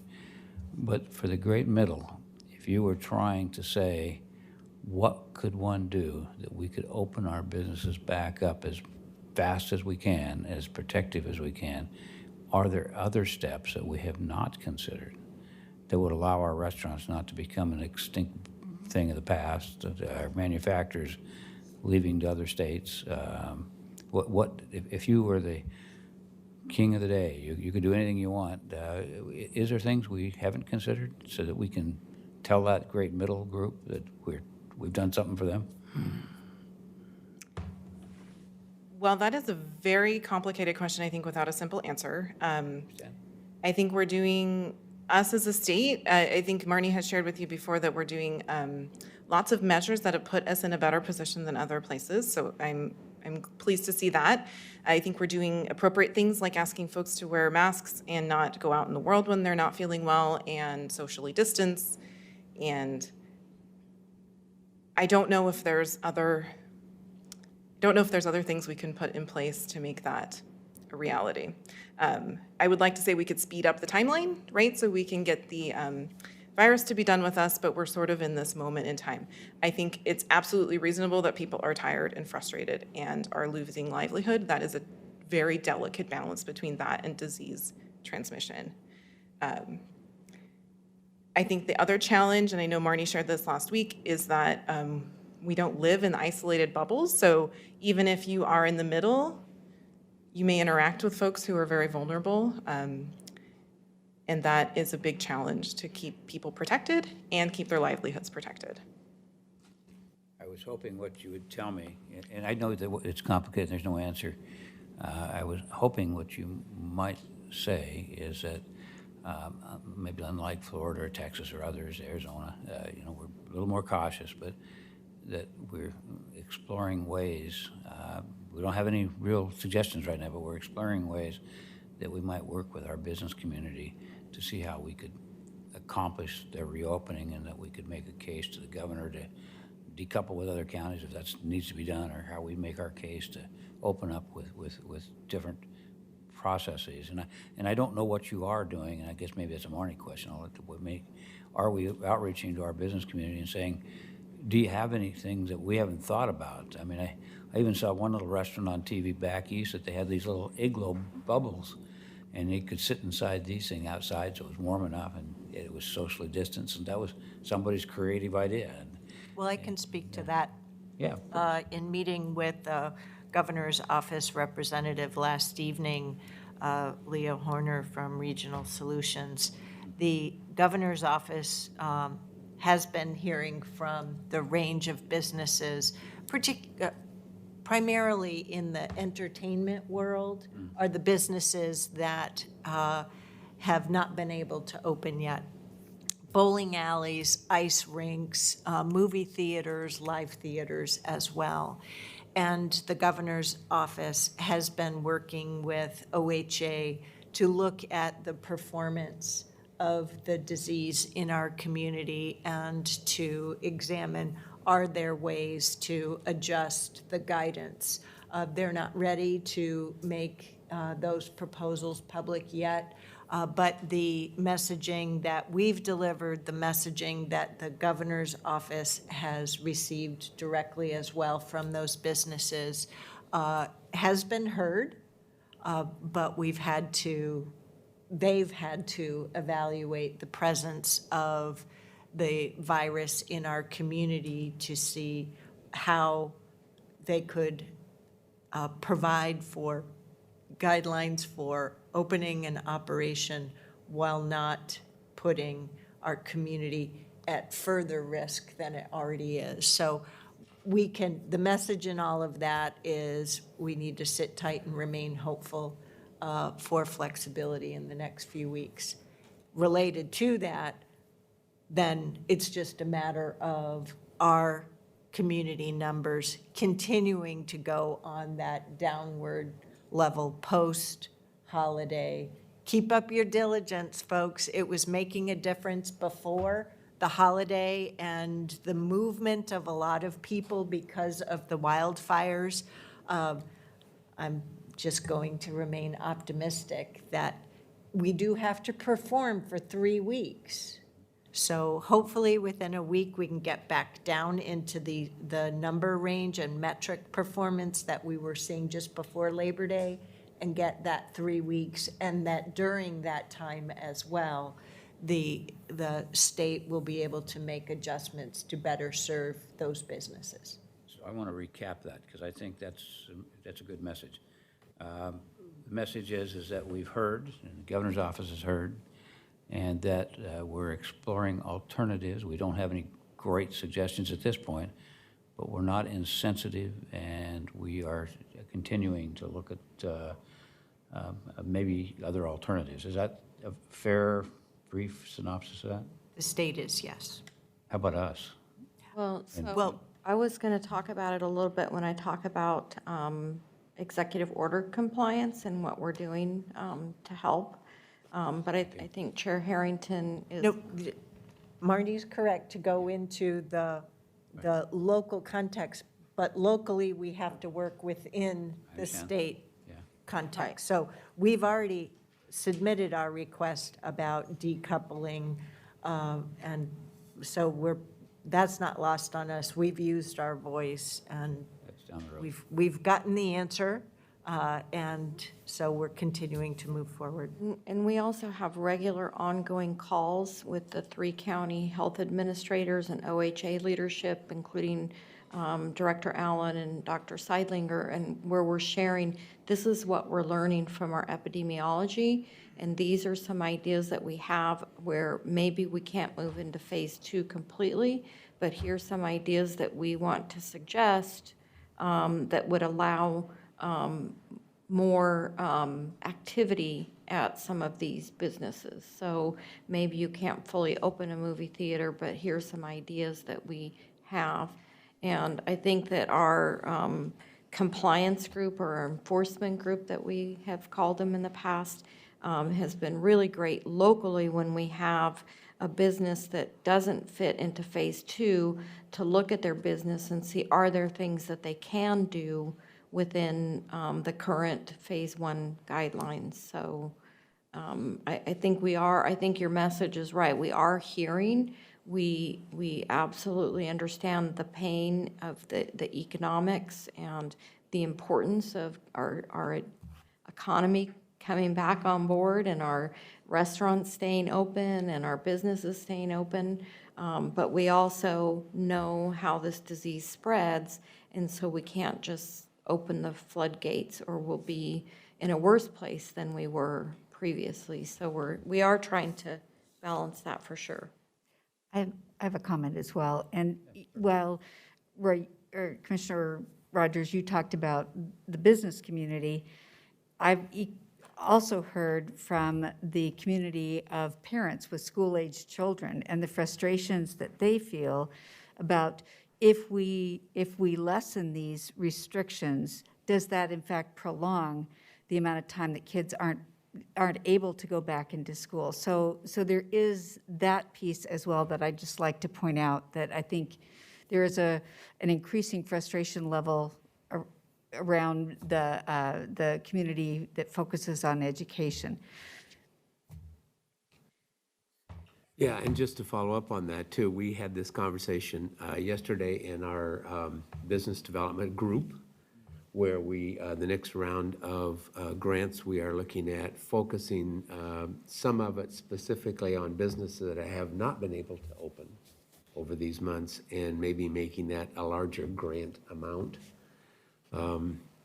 So yeah, we're trying to be, I guess, sensitive and focused on the whole spectrum of the business community, not only those that are now open and need PPE and those kinds of things, but certainly those that have not been able to open yet. The Taggart Bowling Alley was one of them that we've seen in our communication here. So we're trying to reach out to those folks. Okay, well, I'll try to run through. Yeah, just a little bit. I'll try to run through it really quickly because there's a couple of important updates. So the homeless prevention, what I just want to make sure that you're aware of, the rest is all basically what you've been familiar with. But we are working to develop a safe RV parking program. You may have heard about or seen or received complaints about the number of RVs that are starting to show up at the West Side Commons. over by the ball fields parking lot. And so we're working to develop, within the next probably 10 days, we'll be able to open. It will be managed by Gary from the respite shelter, who has a fabulous background to help us implement this. But we'll provide things like fencing, security, hand washing, porta potties, black water disposal, really to prevent disease transmission. So we hope that that will be up in the next 10 days to 2 weeks. And then we're also beginning to plan winter shelter program, because as you can imagine, that will be different than it has been in years past. Ms. Angie, will we have to take action on either of those two things or both? I don't believe so. Not that I'm aware of. It's within the budget of the Protect Public Health and the homeless strategies that were previously approved in the CRF funding. And then the other... Chair Harrington, can I just add to that, to Marnie's update? I just want to highlight and appreciate the cooperation and partnership from the city of Hillsborough in this as well. Thank you. Yes. So the next slide, please. So executive order compliance, or what we had been referring to as enforcement. Just want to remind everyone that almost all of our businesses are complying with the Phase 1 executive orders. And as we've just discussed, that's a real burden to a lot of those businesses, but they are trying to play by the rules, and they're doing a good job of that. Our approach, as a reminder, is outreach, education, and support. So we have spent a lot of time working with businesses on what can you do. So we don't just focus on that you can't open. We do work with them really closely to figure out what can they do. But we do still have several businesses that are refusing to comply. And we're concerned about that because it gives them an unfair disadvantage against the businesses that are complying and are trying to do the right thing. And so it's very concerning. We brought to you the difficulty that we were having with sort of step 4 of our enforcement process. So we go through all of the education and the outreach and working with businesses and trying to help them. If we continue to get complaints, we make site visits, and then the next step would have been to issue citations. But we were unable to accomplish that locally because we ran into problems with how does that get prosecuted and should it get prosecuted. So the update here is that Oregon OSHA has contacted us, and we are exploring options where we can partner with Oregon OSHA, because what I think everybody's come to the realization that even if it's not an employee complaint, that employees are being exposed to some of the disease concern when the businesses aren't complying with the Phase 1. So Brad is really on point working with Oregon OSHA to figure out how that would work. So we would continue to do all of those steps leading up to a site visit, make a site visit, and then refer the case to Oregon OSHA if it meets standards of really not complying with the executive orders and putting people's health and lives at risk. So what that sounds to me like, Mr. Rapplier, is that we don't have to do the enforcement. We're purely in a role of support towards the state and Oregon OSHA. So we help provide the outreach, education, and support, but we don't do any enforcement on compliance. That is correct, and that was the discussion we had on Monday. You staff had on Monday? Yes. Okay. And then the last update that you'll see is the school-age learning support. So we are still waiting on Beaverton. Whoops, this is an old slide, sorry. We're still waiting on Beaverton. and Tiger Tualatin to get their IGAs approved by their board and move forward. We are expecting that several of the school districts will be making announcements and communicating availability of services next week, and then the following week, those services will actually open up, knock on wood. That's the plan at this point. On the child care grant side, we have about 50 more applications that the committee will be reviewing later this week. And so we'll be getting some more of that funding out the door. And then the last slide is just this reoccurring phase 2 reopening. Nothing's really changed. Our labs are back online, so we are starting to see the changes in the positive numbers as expected from Labor Day. And we might be seeing the impacts of the fire evacuations, but that also, it's pretty close to that time period. So I would expect next week that we may also see impacts from fire evacuations. Could you go back one slide, again, talking about the child care money? You've got $2.5 million out there. We allocated $5.5 million? I think. Or was that the $4 million package? I think $4 million to this effort. Okay. And you've got another 50, so that's $500,000, $3 million. Is this program still open? Is it just going to continue to run open until you run out of money, or what? Is there a plan there? It's still open for applications, and community action, as you heard last week, is helping to get information out and to get these child care providers licensed so that they would qualify. The other thing is that we are looking at the committee, and Chair Harrington and Commissioner Treese are on that committee. They had some conversation about some other ideas because the early learning support in particular, Gaston is struggling with how they might be able to participate. We want to make sure that our rural kids and families are also supported. And I don't know if you want to share any more about the committee or not. I don't mean to put you on this.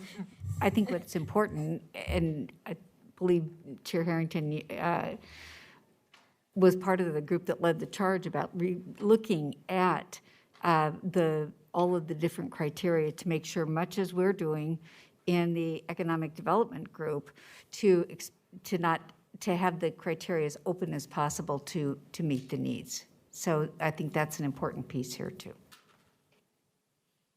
So there is no committee update since last week. We had a pretty thorough report out last week where we talked about how there were language barriers in further uptake on the child care grants, and so the team is empowered to go and address those and then keep practicing the art of the possible on the school district support to try to help ensure that every district has a solution to move forward with. So it's just staff following through because, we're still only about, now it's week 4 of approval of those funds.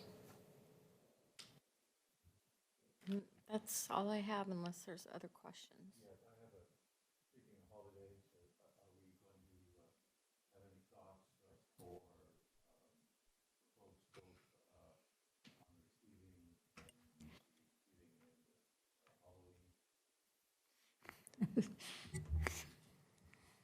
So I think we have been looking ahead at Halloween and Thanksgiving, and I was asked about Thanksgiving. yeah, and the continued message is that we need to avoid gatherings with people outside of your household, and so thinking about what are the alternatives to that. So are you going to communicate some public service announcements type things about how you're recommending Halloween? I mean, we had this conversation in our household yesterday about what does Halloween look like? Because we have a 6-year-old now living there, and so. I can bring that information back next time. I don't know exactly what the plan is, but I know that you do. Go for it. OHA has been pumping this information out. It's just a matter of trying to make sure that we spread it, the information that is, not the disease, as much as I just possible. don't remember the messages Yeah, off the top of my head. public information officers in our department have been figuring out what messaging to put out, so I know that that's on the top of their minds as far as Halloween. CDC has a really nice graphic for low risk, high risk, medium risk for participating in that. So I had a conversation with my 6-year-old as well about what that's going to look like this year. So there's good information out there, and we'll be sharing that really, really soon. I can bring that back to the next meeting if, I don't know if Wendy's listening, but if she feels ready, or the following for sure, but we'll try to bring some information back next month. Well, next Our meeting's next in 2 meeting's weeks, so it'd be October good. 13th. Yeah. Oh, okay, so definitely we'll. Yeah, we'll that'd be good. Get it by there. And I know they're already getting those messages out there, and I've seen them. I just don't remember exactly what they are. And I know I look forward to seeing kids in costume for the whole month of October. Yes. So starting the end of this week. Yes. Any other questions, commissioners? Thank you. Thank you very much. All right, next up on our agenda is a proclamation to proclaim October as the Domestic Violence Awareness Month. We've done this previously, and so today we have some guest speakers and a video as well. Good morning. Morning. Would you like me to leave my mask on, or is it? It's totally your preference. We're 6 feet away from you, so it's. I'll just scoot a over this matter way. of- With the two of you. Well, thank you, Chair Harrington, Vice Chair Scouten, and members of the board for having us here again. This is the time of year when I find my purple tie, my one and only purple tie in the back of my closet for Domestic Violence Awareness Month, and really appreciate the attention that this board has always paid to this issue in our fight to end domestic violence. I want to introduce my co-presenter today, Gina Skinner, one of our senior deputy DAs in the office who runs our domestic violence unit, but also a statewide expert in the area of domestic violence. And she's going to spend the majority of the time speaking to you when we go through just a few PowerPoint slides about the issues we deal with domestic violence.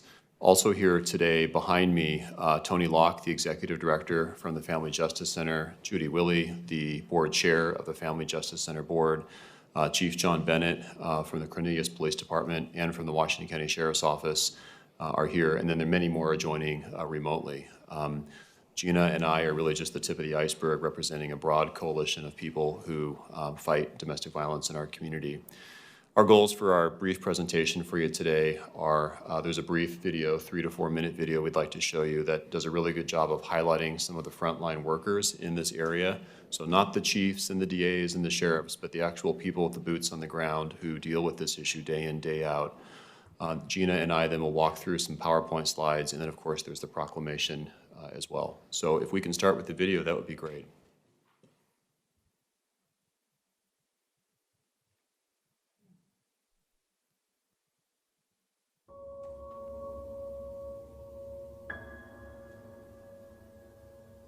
Hi, I'm Jade McBride, and I'm a survivor of domestic violence. It felt like I was in a movie, like a love movie. So we went and got married in Las Vegas, and that night he had physically abused me horribly. When you are in a scenario where it's life or death, you really do contemplate the impact of your family and your love for others and what you want in your life.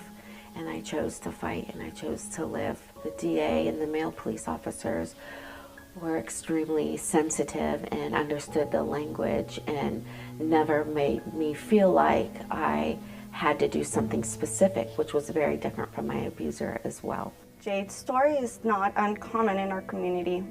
In fact, rates of domestic violence have only increased due to the COVID-19 pandemic.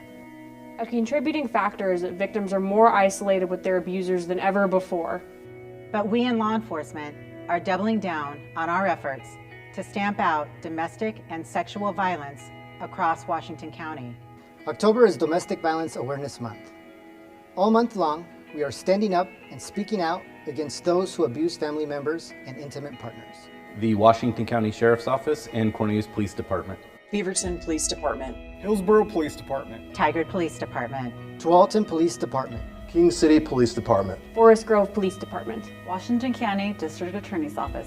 Family Justice Center. Domestic Violence Research Center. And victim advocates across our community are standing together to say enough is enough. If you or anyone you know are experiencing abuse, whether it be physical, emotional, social, sexual, spiritual, financial, or digital in nature, please know that help is available. Family Justice Center in Beaverton brings together partner organizations to provide everything a survivor needs to seek help, all in one secure location. They provide resources for connecting with law enforcement and obtaining restraining, stalking, and other protective orders.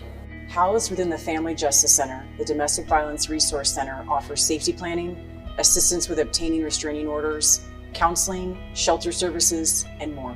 Know that we are here 24 hours a day, 7 days a week, ready to listen and help. Because we won't stop until all victims find the safety and security they deserve. Together, we can continue to strengthen our community and put an end to domestic violence.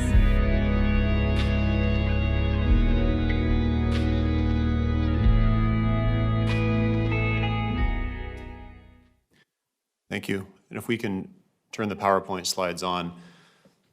Commissioners, what I love about that video is those are the actual workers who are out there day in and day out addressing this issue. We have been doing these videos now for several years, and we're pushing them out in the community. There's a version of that video both in English and in Spanish, which helps us reach the audience so that people know that there is help available. And we know that because people have seen that video, they actually do make a call either to law enforcement or to the Family Justice Center. So it's had a direct impact on helping save lives. I'd like to turn over now the microphone to Gina Skinner. Good morning, Chair Harrington and members of the Commission. Thank you very much for your time here today for this important issue. My name is Gina Skinner, and again, I'm a Senior Deputy District Attorney in the Washington County District Attorney's Office. I've been a District Attorney, I'm going now on my 24th year, and this has been something that has been near and dear to my heart since the very first day I started in this profession. And I just want to share some issues that we're dealing with now in our office as far as moving forward and being more proactive in these cases. Next slide, please. Next slide, please. Thank you. And next slide. So you've already heard this, and you're all very familiar, but domestic violence is, it touches people in all of our community. And it also is affected in so many different ways. We're only dealing with the tip of the iceberg, which is the criminal aspect that we can actually get our hands around and we can actually actively prosecute. But we have so many community partners that you're going to hear from in this presentation and that are here today and that are listening that assist our victims in our communities with so many other aspects of dealing with the emotional, psychological, and financial and other issues that are really what keep victims from having the freedom from violence that they truly deserve. Next slide. So domestic violence prosecution is truly one of the most complicated kinds of cases to prosecute. I've had the opportunity to prosecute every type of case that exists in Oregon law, and this has always been the one that I've come back to as the most challenging. We're dealing with very dynamic cases with individuals that are emotionally intertwined with each other. And so we have people that are dependent on each other, whether it's through marriage, through their community, through their church, through having children together, being financially dependent on each other. And honestly, at the end of the day, most victims will tell you that they still love their abuser. And that's a very challenging emotion to address. But what we have to focus on in our unit is the evidence and collecting the evidence and working hard with our community partners and law enforcement to develop the best evidence up front so that we can carry that ball across the finish line. We, as the prosecutors in these cases, working with advocates, can develop a case. But what's challenging is that these cases continue to change. Every single day, the victim's circumstances change. So even though they have been horribly abused by their partner, they are being manipulated by family members, by community members. They are being contacted unlawfully by their abusers.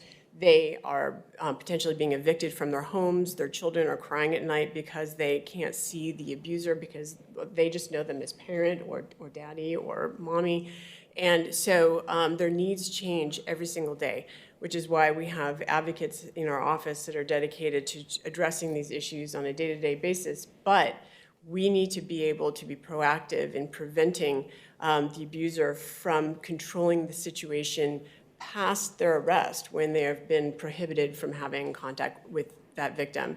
And so by providing through our community partners and our office to the degree we can all of the resources that potentially or even referrals to assist the victims to overcome each one of these hurdles as they come up so that we can help them and walk through this process with them to get to a safer and a better place. And COVID-19 has only significantly increased the needs of the victims, as you can imagine. We are now dealing with people that are either unemployed or they are having to be home schooling their children, and they are completely isolated in our community. Many of the community partners either shut down altogether or reduce their services and still have, or for a period of time, and we're unavailable to provide that assistance. And so we're doing everything we can to remain open and to remain available and to provide the same services that we always have. And for example, our grand jury proceedings, which we have on a daily basis with domestic violence cases, victims are allowed to FaceTime in so that we have other options for them to appear without having to be that removed from their actual living circumstances. Next slide. So the District Attorney's Office began in May of 2019 by developing a specialized domestic violence unit that had not ever been done in Washington County. That is the model in most other counties throughout the state. It currently has 6 attorneys and 3 victim advocates that are specialized in these types of cases. The goal here is to have attorneys and advocates that have significant specialized training that they're able to then disperse collectively throughout our entire community through joint projects with our community partners, with sitting in meetings and commissions, providing training to law enforcement and advocates and other community partners, and making sure that everybody is on the same page, that there's direct handoffs between the advocates that currently volunteer for the Beaverton Hillsborough Police Department to the advocates that are employed in our offices, and making sure that we are able to have a unified voice as to how, whether it's a victim or an offender, will be treated in Washington County. That we wanted to have that uniformity and that predictability with the judges and the defense attorneys, and to be equally aggressive and equally inquisitive about how can we make sure that all offenders are held accountable. One of the future needs of the unit, however, that we would still like to look into the development is to get a domestic violence specialized investigator for our unit. This is something that exists in most other offices of our size. Multnomah, Clackamas, and Marion County, all district attorney's offices, all have in-house domestic violence investigators, and that allows us to react on a moment's notice to these dynamic circumstances that I mentioned previously, as far as new bruising that develops on victims or new statements about previous abuse that hadn't been reported, and victims are now suddenly today willing to report that physical or sexual assault that may have occurred in the past. The ability to go obtain records or to go obtain videos or to go into social media and get intercept those contacts of offenders that are trying to manipulate and threaten victims. These things all occur after the arrest. And law enforcement is busy dealing with the next case. They're not busy dealing with this case after the fact. And that really can help us be successful and help victims be safe and hold offenders accountable. Next slide. I'm going to take the lead and talk about this slide. The thing that is happening on this slide is there are 3 lines. It's a little bit busy when you first look at it. Green is 2018, yellow is 2019, and red is 2020. And it shows the total number of cases that we've been able to charge in our office as the years progress. Some things to highlight for you. Think of green as the baseline. That's what it was like before we had our dedicated DV unit. In yellow, you can see roughly April, there begins to be a deviation between the yellow and green lines, showing that we're able to charge more crimes, more domestic violence crimes after our domestic violence unit began as compared to before. That literally, and I've said this before, it was like flipping on a light switch. It was like something suddenly happened. And I'll tell you a funny story, and a true story too. When the idea of this domestic violence unit first came to be, at least for me, I went to Gina and I said, hey, I really want to do a DV unit in our office. I think we need to have that. She told me, hang on a second, and she left, and about 5 minutes later came back with an 18-year-old memo that she had written talking about the need for a domestic violence unit. So clearly, better late than never was our motto, and I think the yellow line demonstrates how effective that had been. Red is 2020, and of course, we all know what kind of year 2020 has been. The impact of COVID-19 is clearly present on that red line, because you can see that while the year started out consistent with our DV unit having the previous year with an increased number of cases in response to what's happening in our community, when COVID began to hit, all the numbers showed in Washington County that understandably, domestic violence might increase because the ingredients that create domestic violence are stress and isolation. That's COVID. But the number of cases that we were seeing was decreasing. And you can see how the red line has actually crossed over now and is in between yellow and green. So we're seeing a decrease in the number of instances that we're able to respond to, and that causes great concern to those of us in this profession, because we realize there's people out there who need more help. Can we go to the next slide, please? Gina? So this slide just discusses one of my other roles is as a legislative liaison for our office. I've been on the Oregon District Attorney Association Legislative Committee since 1999, so for 20 years now. And every year I am committed to writing and advocating for at least one bill involving domestic violence to try to move forward the laws in Oregon. And we don't have time here to go through everything that we have done, but these are just some of the more recent bills that I've been involved in. The one on the top is a equal access to justice bill that I actually had been working on for about 10 years. And many of the bills that I work on, I have to bring back several sessions in a row until I finally find the right year, the right audience to get some traction. And this one, our Oregon law deviated significantly from most other jurisdictions in this country, which actually prohibited statements made by, in our cases, there's usually the victim, if translated to be admissible in court. And I won't go into the reasons for it, but that was just something that was extremely offensive and challenging for our community for obvious reasons. And so we drafted a bill to actually change the evidence code in Oregon, so now those translated statements are admissible. Additionally, there was significant legislation that occurred in 2019 regarding the prohibition of domestic violence offenders and their ability to possess firearms. And that has been the federal law for many years, but we wanted to make that a mirrored state law. And so now, for all persons convicted of a misdemeanor of domestic violence or have a domestic violence protection order against them during the period that order is in effect, it is absolutely prohibited to be in possession of both firearms and ammunition, and it's a misdemeanor if the person is caught with either of those items. Additionally, the offenders are now required under law to declare in a written declaration within 2 business days of conviction or the receipt of that protection order that they have, in fact, dispossessed themselves of all firearms. And if they don't do that, they're also subject to contempt proceedings against them for not making that declaration. As you've probably all heard, one bill that I've worked on literally since 2003 was trying to enhance 2003, we created the crime of strangulation. It didn't exist before, and I was involved in writing the original bill, but it was only a misdemeanor, and we've been working ever since to try to make it a felony. And so finally, in 2018, we were able to get legislation passed that made all domestic violence, so the parties have to be in a domestic violence relationship, but those strangulation crimes are now all C felonies. And then additionally, back in 2017, we worked on making it an A person's misdemeanor if you commit a harassment, if it was witnessed by a minor child. And as we all know, one of the biggest concerns about domestic violence is the majority of domestic violence is committed in the presence of or witnessed by a minor child of one of the parties. And we also know that that leads to continuing the cycle of violence as it is a learned behavior. And so this is another effort to try to reduce that and recognize the impact it has on children.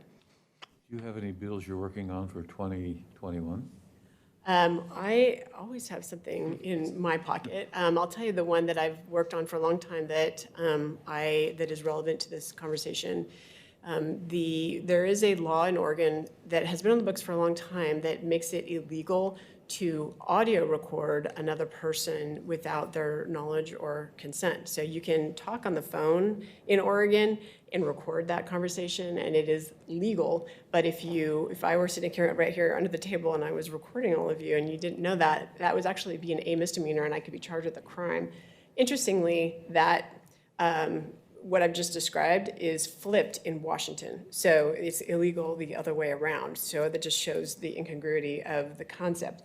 But social norms have changed so significantly now that I don't know that anyone is as offended as one would have been 5 or 10 years ago if somebody was audio recording you, because everyone has that capability on their cell phone.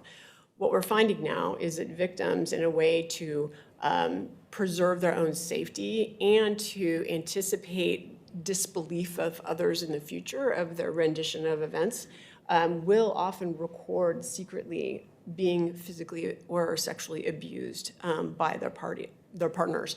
But right now, Oregon law prohibits our ability to use that evidence in court because it's considered illegal.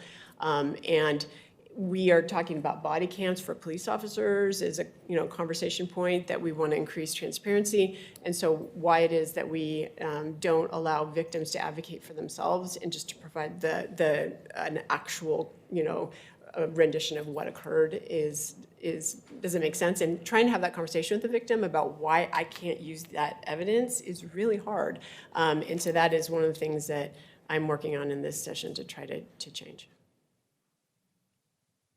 Thank you for your question. I think there's one more slide that Mr. Barton's going to discuss. None of the work that we do that Gina has described happens in isolation. So the groups in front of you are familiar groups, ranging from the Family Justice Center, Domestic Violence Resource Center, and then down the list. I won't list all of them out for sake of time, but we couldn't do any of this work without the hard work that those organizations and the people in them do. Many of those are present at the Family Justice Center. And of course, the FJC only exists because of your support. So thank you for that. Can we go to the next slide? You want to just go ahead and briefly talk about this? Yeah, so we just wanted to highlight one of the programs that that has been in existence actually for a very long time, all the way back to Judge Campbell, over 15 years ago. This program was begun, which basically it acknowledges that there are a number of different sort of circumstances and phases and responses that are appropriate to domestic violence offenders. And for those that qualify as what we would determine to be sort of quote unquote first-time offenders, we don't necessarily expect it's the first time they've committed this act, but it's the first time they've been caught, that they would be allowed on all misdemeanors and certain types of felonies to actually immediately plead guilty to the charge and be placed on an 18-month probation where if they complete all the conditions successfully, will actually be dismissed. And so that the benefit, the carrot to them is that it will not be on their criminal record. And there's a significant incentive for them to actively participate and successfully complete. The requirements of the program are to complete a domestic violence intervention better treatment program, which is a 52-week program, and it's significant. They have to pay for it themselves. They have to attend every week, and there's homework associated with it and other really hard work they have to do. If there's alcohol or drugs involved in the case, they have to do treatment associated with that. They're not allowed to drink or use drugs, and they would be given UAs or other testing. And they're required to do parenting classes if there were children in the home that may have been exposed to the violence. But most importantly, at the beginning, they're not allowed to have contact with the victim for a period of time. If the victim eventually wants contact, then they can work with the probation officer after the offender has shown that they are working hard in the program, and usually after about 10 weeks, that could be allowed moving forward. But the point is that we want the offenders working hard to try to change. And there are many offenders, again, like I mentioned before, that grew up perhaps in a home this way and just don't appreciate what it is that they are doing and that they just need that intervention. And we're hopeful that they actually will change and that this won't be a recurring event and that their children will not take this on as their new normal, and that those charges will be dismissed. And as you can see, we looked back at the statistics of the cases, and in the year of 2019, we had 114 offenders that entered into this program. Now, the statistics are a little cattywampus because it's an 18-month program, so we're not talking about the exact same people that are going in and going out, but I think it's sort of a snapshot in time that can be applied across the board. And of the people that were in the program in 2019, 75 completed successfully and 26 were revoked. And so, you can see that it is more than half are completing it successfully, and that's positive for everybody. And in fact, victims, for the most part, really appreciate knowing about this program and want their offenders to participate. They have to, since they have to enter it quickly, they can get moving and getting back on track and getting back to trying to get to normal, and it potentially won't affect their employment. Of those that are revoked, they actually just end up getting put back on probation, and they get a conviction on their record, and they have to start all over again from the beginning. So, next slide. And this is just I don't know, you want to go through the events? Just to say that we wanted to share with you the events coming up throughout the month, and for sake of time, we won't list each of them out. But of course, this proclamation being the kickoff event, and then several other proclamations, and then other community events that we're doing outreach on, and that many of the groups that we mentioned a moment ago are doing outreach on. And I know that there's a proclamation to read, and then want to be sensitive to time as well. And if you have questions, we're more than happy to answer them. Commissioners, do you have any questions on the presentation? No, good job.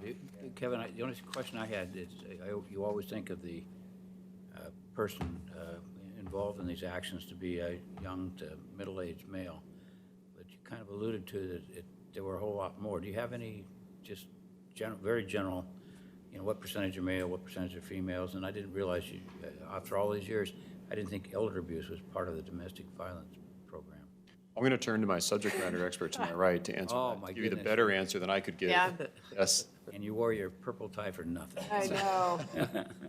I mean, the statistics, or the common sense snapshot of what we're seeing, there is more males than there are females, and they are typically, from about 20 to, 45, I would say, is your average. But I will say that my personal observations, and particularly since COVID, there's been more female offenders than I've seen historically, and more real violent female offenders, involving weapons, and that I have typically seen. I have a good percentage of my caseload right now is females that have been very violent with weapons, and again, we're just dealing with an incredibly stressful time right now, and we're dealing with people that are closed in together for long periods of time, and things that may have not been able to be addressed or have really kind of gone off. Socioeconomic brackets? I think it's fair to say that domestic violence knows no boundaries as far as socioeconomics, but what I have always believed, based on just my observations from dealing with these cases, is that people that have more opportunities socioeconomically have more opportunities as how to address these kind of problems. So someone that has more money can go to a hotel for the night. Someone that doesn't calls 911 because it's free. And so that doesn't explain everything, but I think we have to factor in that people that don't have other means do depend 100% on the system to be the default.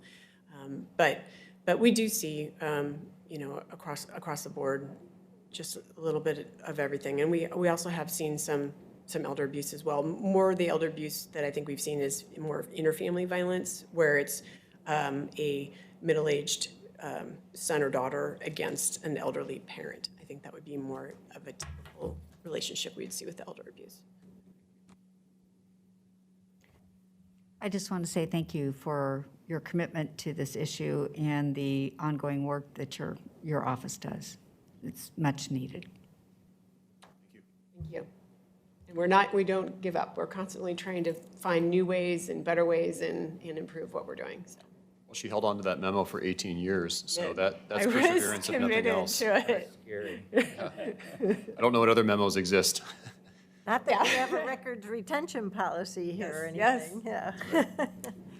Well, thank you. Thank you. So any other commissioner comments before we move on to the proclamation? Okay. Did you have any preference with regard to reading the proclamation? No preference. Defer to however you'd like it to be done. Okay, Mr. Moss, would you like to read today's proclamation? I would love to, Madam Chair. All right. Proclamation, Board of Commissioners for Washington County, National Domestic Violence Awareness Month, October 2020. Whereas domestic violence is a serious crime that affects people of all races, ages, gender identities, social economic levels, religions, backgrounds, beliefs, and abilities. And whereas domestic violence includes physical, emotional, social, sexual, spiritual, financial, and digital abuse, and can occur between family members, intimate partners, and within dating relationships. And whereas more than 1 in 3 women and 1 in 4 men in the United States report having experienced domestic violence, stalking, sexual assault, or physical assault by an intimate partner during their lifetimes. And whereas 1 in 15 children are exposed to intimate partner violence each year, and 90% of these children are eyewitnesses to this violence, and children that grow up in violent homes are believed to be abused and neglected at a higher rate than the national average, often resulting in lifelong trauma. And whereas in 2020 reports suggest a significant increase in domestic violence cases related to the COVID-19 pandemic and a reduction in survivors seeking services due to a combination of lockdown measures and not wanting to attend health services for fear of infection. And whereas it is not uncommon for domestic violence abusers to isolate their victim as an act of control or to reduce opportunity for disclosure of abuse, and its current societal conditions, including reduced accessibility to shelters and resources, are likely furthering the impact of these actions. And whereas the Domestic Violence Resource Center served 4,010 clients in 2019, and we have yet to see the full impact of the pandemic and stay-at-home orders on advocacy, counseling, and housing services in 2020. And whereas the Family Justice Center, in a collaboration of agencies in one location, so survivors can access the services they need in one stop, and they have facilitated over 5,200 services to survivors annually. And whereas our law enforcement officers put their lives at risk daily responding to domestic violence incidents, and the public safety system in Washington County believes a coordinated community effort is imperative to raising awareness of increased risk to survivors due to COVID-19 and putting a stop to this cycle of violence. And whereas Domestic Violence Awareness Month provides an excellent platform to show support for the domestic violence advocates, crisis hotline staff, victim service organizations, the prosecutors who hold offenders accountable, and law enforcement officers in our community, and provides to the citizens of Washington County the opportunity to learn more about preventing domestic violence and show support for the numerous organizations and individuals who provide critical advocacy, resources, hope, and assistance to victims. Now therefore be it resolved that the Washington County Board of Commissioners do hereby proclaim the month of October 2020 as Domestic Violence Awareness Month, signed this day by Chair Catherine Harrington and Recording Secretary. Any commissioner comments before we take a motion? No? Seeing none, I I'd like, move that we proclaim October as Domestic Violence Awareness Month. great, we have a motion, and do we have a second? Second. Great, I'd like to make some comments. Domestic violence is a really hard topic. It does occur in our community, and the message is help is available. It doesn't need to be a normal part of your life. Our Washington County Public Safety Levy provides key funding for addressing domestic violence in our community, as highlighted by the presentation today. When, last year, 2019, this board engaged with staff on the replacement public safety levy, I was the champion for requesting and analyzing data for qualifying how domestic violence had increased over the 20-year methodology of the levy. We did successfully increase the funding level for domestic violence, though I argued then that it's not necessary. It is necessary, though not sufficient. It's a sad state of affairs. I hope that for the next 10-year reexamination, that we'll have an open examination of the sad reality of the domestic violence presence and needs in our community. We as the board can and will be examining the many different community needs we have in Washington County through our budget processes over the next 2 years, and as part of an upcoming new multi-year county strategic program. This is a very important piece, as are pieces like behavioral health needs in our community, homelessness needs. The societal needs of our community are incredibly interconnected. I'm grateful for the work that our domestic violence survivor organizations, our advocate, our district attorney's offices, our sheriff law enforcement division, as well as all of the police forces put into this, and our role as the Board of Commissioners in ensuring there are policies and investment programs moving forward for the benefit of people's lives, because these experiences stay with you for a lifetime, and the work that you're doing to help ensure that those cycles are broken is so very meaningful. Thank you very much. We have a motion and a second to accept today's proclamation to declare National Domestic Violence Awareness Month, October 2020, here in Washington County. All those in favor, please vote by saying aye. Aye. Any opposed? The motion carries unanimously, 7-0. Thank you. Thank you. And thank you for staying healthy. Thank you. As well during these COVID times. Next on our agenda is public hearings, and we have a big subject today with regard to land use and transportation.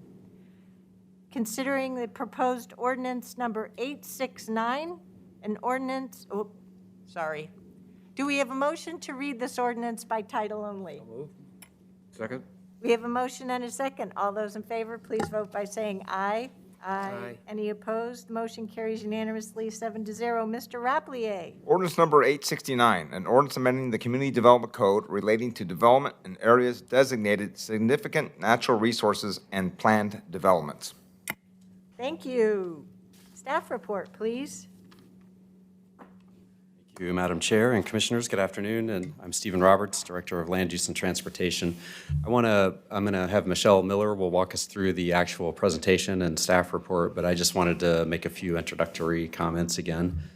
And just some by way of reminder, they'll be familiar to all of you, but our task and focus on Ordinance 869 is fairly narrow. It really focuses on addressing clear and objective standards, deficiencies that were identified by the hearings officer, subsequently by LUBA, the Court of Appeals, and now the Land Conservation and Development Commission. And then specifically, to be clear too, the geography of this ordinance really is primarily focused on our urban unincorporated areas, also has some implications on our rural areas, so areas outside of cities. As generally noted, the directive here is that we're trying to work within our existing policy framework and direction set by previous boards, and looking to clarify some submittal requirements and processes in the process of making these updates. We've talked a little bit, there are just some really deep inherent challenges in trying to draft clear and objective standards around natural systems. Sometimes this will force us to take sometimes a one-size-fits-all approach that may be a little bit challenging when there's lots of variation between the location, the quality and condition, the connectivity that habitat areas provide. So we are doing our best and appreciate your understanding that it's a difficult task. So. I just want to say too, I think we very much appreciate that we've seen a lot of passion and involvement from our community members, and we really do value it.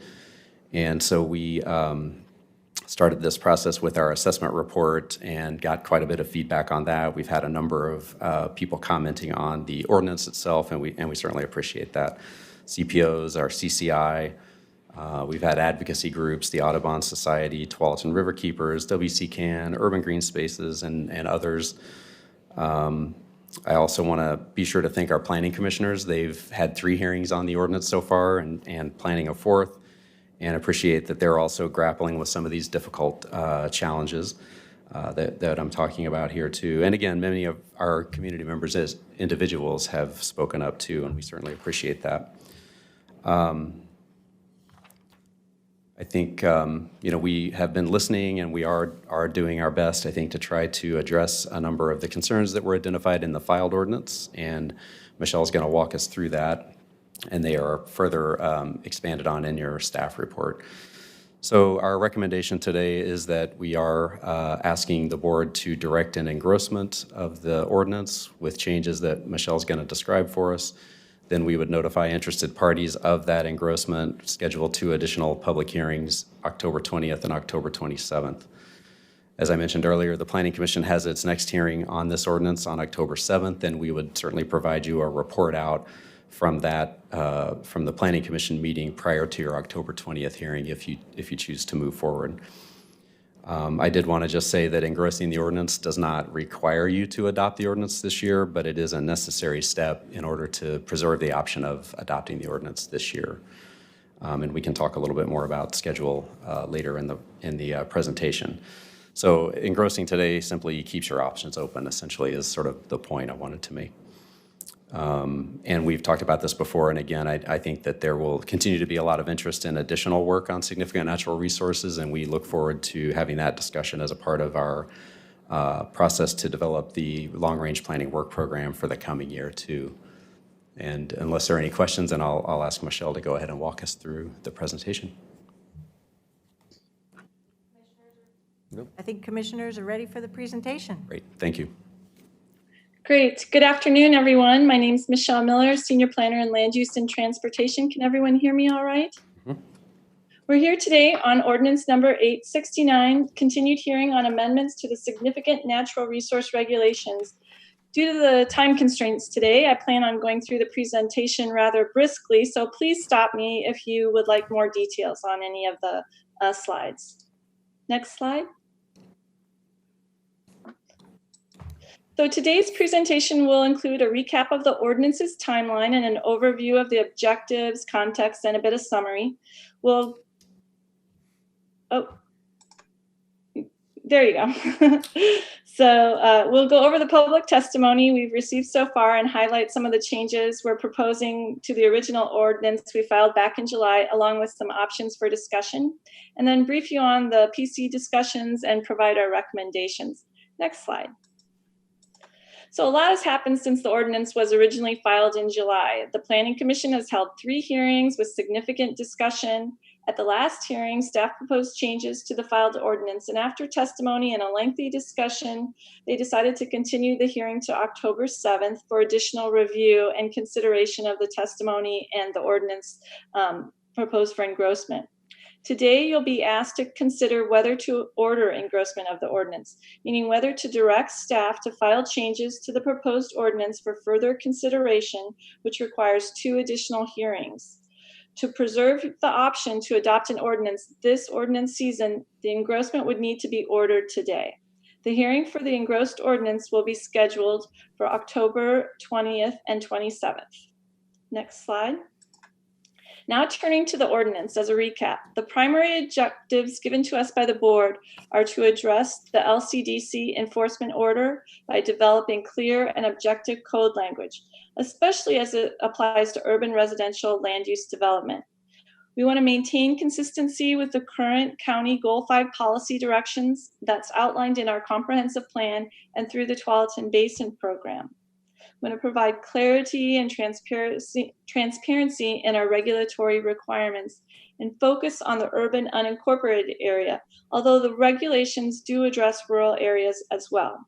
We want to stress that we're not adding new requirements to this section, but codifying the application processes and clarifying the standards to be clear and objective.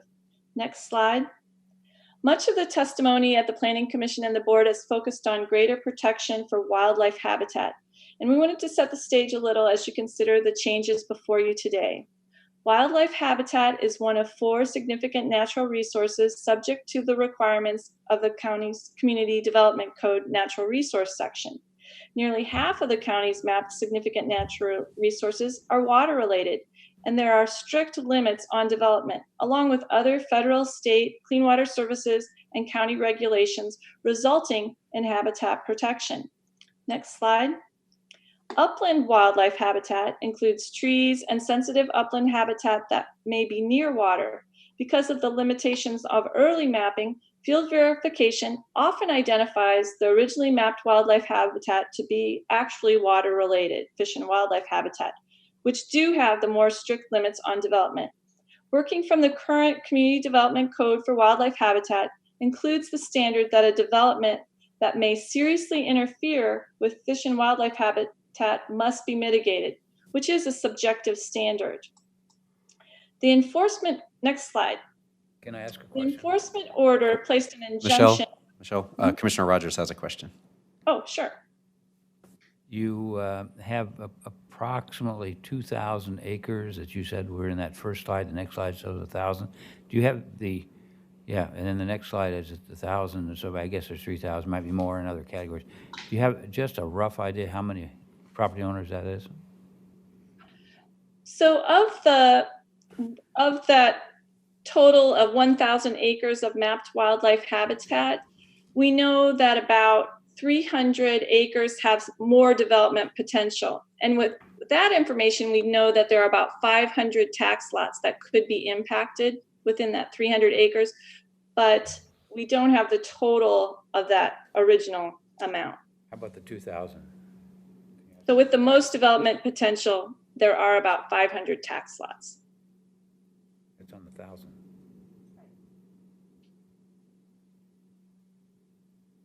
Right. I think the point, the 308 acres that we think has the most development potential is around partial, all or part of 500 tax lots. Could be impaired. Yeah. Thank you. Okay, go ahead, So, Michelle. as Commissioner Rogers was talking about, our injunction applies to residential applications on urban sites with mapped wildlife habitat. So about 1,000 acres, there are about 1,000 acres of mapped wildlife habitat that could be potentially impacted. And so 308 acres of wildlife habitat have the most development potential. And within that area, there are about 500 tax lots. We have received requests for 2 or 3 landowners have been in contact with the county and they're interested in moving their project forward. And others could be waiting for the outcome of the SNR ordinance changes. Next slide. So for additional context, we wanted to briefly go over the development review process. The significant natural resources are identified on our community plan maps in the urban unincorporated area and the rural natural resources plan for rural areas. On development sites with mapped significant natural resources, Section 422 applies and requires applicants submit the listed information. The standards strictly limit development activity on water-related areas and habitat. For upland wildlife habitat, development activity is moderately to lightly limited by preservation area requirements. Next slide. Turning to the ordinance itself, in summary, the enforcement order required us to take a look at Section 422 and develop standards that are clear and objective. Most of the language in this section was developed prior to 1990 and had many subjective terms that hadn't been changed since the Goal 5 program was developed. We had a limited time frame for this year to develop an ordinance, so the focus was on the urban unincorporated areas with clarifications of the SNR categories and the submittal requirements. We propose to keep the existing narrow, limited allowed uses and activities in the water-related habitat areas and quantify the preservation areas for upland wildlife habitat, and then with minimal changes to the rural significant natural resource standards. Next slide, please. So at last count, 62 people or interest groups have submitted comments on this ordinance, with some people submitting comments multiple times. I just want to take a moment and thank everyone for their input, participation, and thoughtful review, especially to those that devoted a lot of time for in-depth research and analysis. Some of the ordinance-related input related to concerns about the subjective language, identifying specific minor technical issues, a concern that the preservation area percentages are too low, particularly the 15% preservation area allowance. Some requested changes to the encroachment standards and wanted to allow certain lands to count toward planned development open space. A few were concerned that the regulations go too far, but there was much interest in delaying and some interest in moving forward. Next slide. Based on the comments we've received, the Planning Commission review and further staff review, we've recommended a number of changes to the filed ordinance. These changes are noted in your packet and they're highlighted in gray. And we continue to focus on and address standards that are not yet clear and objective.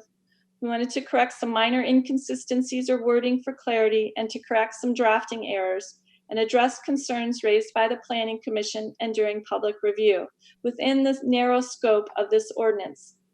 I'll next summarize some of the most important changes and would be happy to discuss any of the changes that you had questions on. Next slide.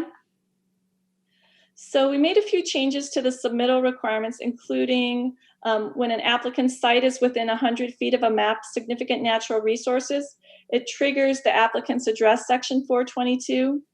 For the field verification process, we're removing unclear terms and specifically adding some references. For the habitat assessment, we're clarifying that the assessment methodology will be provided in the habitat assessment guidelines. And these are currently under development with the assistance of our environmental consultants. And they'll contain the technical methodology used and presented to the board by resolution and order. Next slide, please. In the allowable uses and activities within the water-related significant natural resources, we deleted and clarified some subjective language, including some references to more stringent regulations and terms. Next slide. Some of the changes to the tree preservation requirements include some more clarifications and rewording, but notably, we are deleting the alternative discretionary option to vary the minimum preservation area standard. Next slide. For the limited number of significant natural areas, especially in the urban area, we refined the current standards to be clear and objective inside the urban growth boundary and retained the current standards in the rural area. Next slide.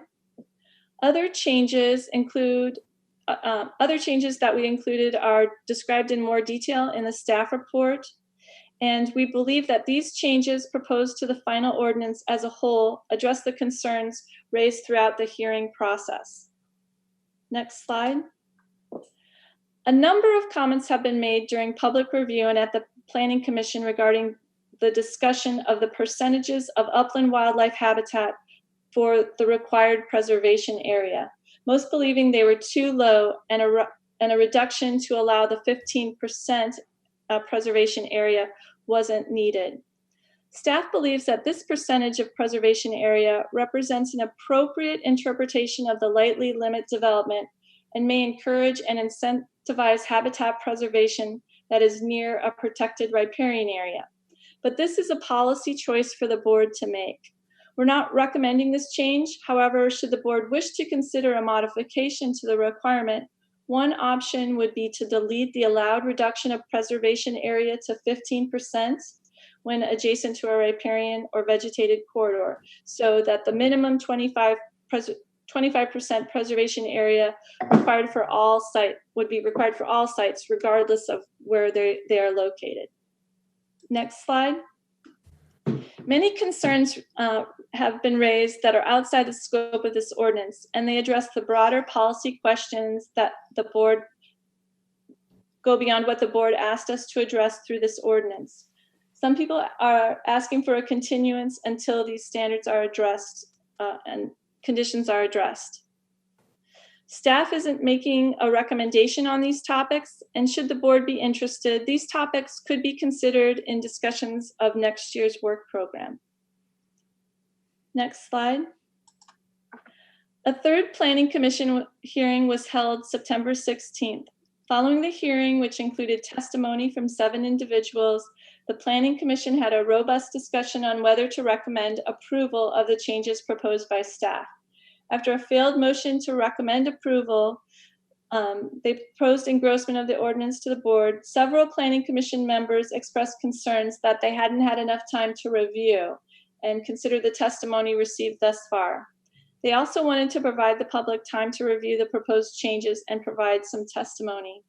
With a vote of 6-2, the Planning Commission voted to continue the hearing to October 7th to allow this time. Next slide. This situation is quite unusual. However, under the county charter, the board can move forward without a recommendation from the Planning Commission. Given the timeline for the ordinance season and to preserve the option to adopt an ordinance this year, staff is recommending that the board conduct the public hearing and order engrossment of the ordinance to reflect the changes described in the staff report and shown in attachment A. Hearings on the engrossed ordinance would be set for October 20th and the 27th. Staff would file the engrossed ordinance and provide notice of the hearing. We expect to return to the board in the work session in November for the habitat assessment guidelines and will request adoption by resolution and order in early December. And with that, I'll take any questions or comments that you might have. Could I start with a timeline question first and then open it up, because I want to make sure I'm clear on this. So Mr. Rapplier, we have this order from LCDC where we are directed to adopt new language that gets us out of this subjective nature and make sure that we are clear and objective by May. In order to do that, with what we have before us today, I want to make sure I understand with this most recent explanation on slide 20, it sounds like the only reason we would want to engross this is if we want to adopt it by the end of October. I'm trying to make sure I understand our option for continuing the process, particularly in enabling the Planning Commission to continue the process through the month of October, and then continuing the work when we are able as of the 1st of March in order to meet that May deadline. Do we need to make sure that we're engrossing these recommendations from us today in order to preserve that option?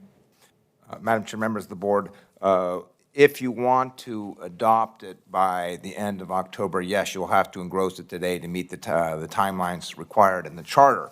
One of the other options is that you could not engross it today and then engross it later on in October after the Planning Commission has heard it, and then you would then have to continue to a date certain in March and then continue the hearings there. But again, that delays the process, and there are some risks associated with that because of the enforcement order. But yes, there are some options that you have, but again, if you want to adopt it this ordinance season, you have to do the engrossment today. Oh, we have a new slide in front of us. and- Could this be presented, please? Yeah, so Mr. Niemeyer pulled this up for us. This was something that we have been working on, just sort of, we wanted to try to help ensure that we were able to answer questions about different schedule options and how this could move forward. So I think maybe, Teresa, do you want to talk about the schedule? Sure. So this starts with the first option. So I'm sorry, Teresa Cherniak, Principal Planner with Community Planning. Good noontime, commissioners. So the first option is the one that we're proposing at this time, which would reserve the possibility that an ordinance could be adopted this ordinance season. So it would be today to order the A engrossment. And it wouldn't mean that the board would have to adopt the engrossment, but it gives that possibility. If further changes were desired, then as you have the two additional hearings, which would be the 20th and 27th of October, then at the end of that second hearing, the board could order an additional engrossment and continue those hearings into 2021. Another option would be to continue the hearing to a later date in October for further discussion. That could be to continue the hearing until after the Planning Commission holds its next hearing. And at that point, then at a later hearing in October, the board could order engrossment, but the hearings would have to be into 2021. Another option would be just to continue into 2021 and direct staff to do further research on specific topics or items that the board was interested in having further refined. And with any of these, or I guess with the second and third one, you could refer the ordinance back to the Planning Commission for further consideration. And as far as continuing into 2021, the charter does require that the ordinance hearing be continued to a date certain in the next ordinance season. So that would be March 2 of 2021. Since there is the charter amendment on the ballot, we have talked with County Council about whether there could be a contingent continuation to January date if the charter amendment passes. And I won't speak for him, but he did advise that that was possible. So those would be the potential options for dates into next year. And Mr. Rapplier is shaking his head yes. And Yes, we could have a contingent continuance to say, January 14th, and then if the measure doesn't pass, then to March 2nd, or those dates, whatever they are. Mm-hmm. So is everyone clear on the possibilities? Okay. So now that we're clear on the schedule, are there any other questions on any aspect of the presentation?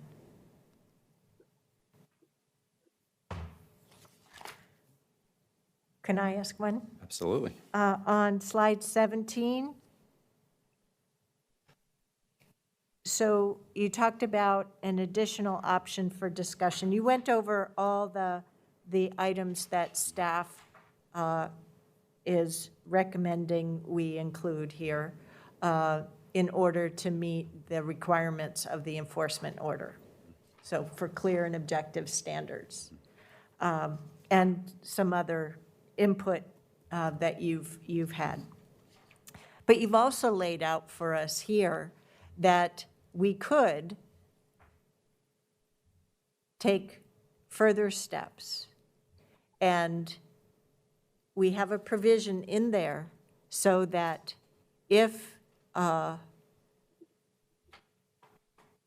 we wanted to, we could increase the minimum allowances for preservation. There's a case right now where preservation area can be reduced when they're adjacent to the riparian or vegetated corridor, with the thinking is that there is some preservation already achieved as a result of being with those corridors. And the nature of the upland habitat being contiguous to the riparian habitat, that it provides perhaps more watershed or habitat benefit than a disassociated upland habitat might. Okay. Correct. Okay. And I know we're getting into the nuances of the different types of habitat, but I want to acknowledge that there has been a great deal of testimony, including how the science has been learning of the effect of climate change on the species and the further reliance upon these habitat areas for the survival of the species.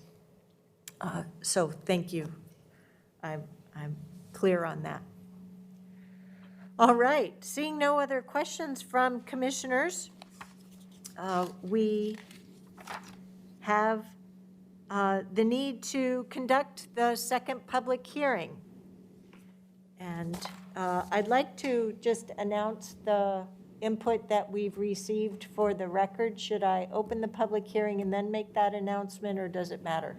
I'm sure it doesn't matter, but it'd be good to just open the public hearing. Okay, so I'll open the public hearing, and I want to note that we have received additional testimony, written testimony for today from Bain Buckley, Ashley Short, Maggie Myers, Tanya Rosenkrantz, Fran Warren, Brett Campbell, and Ken Dobson.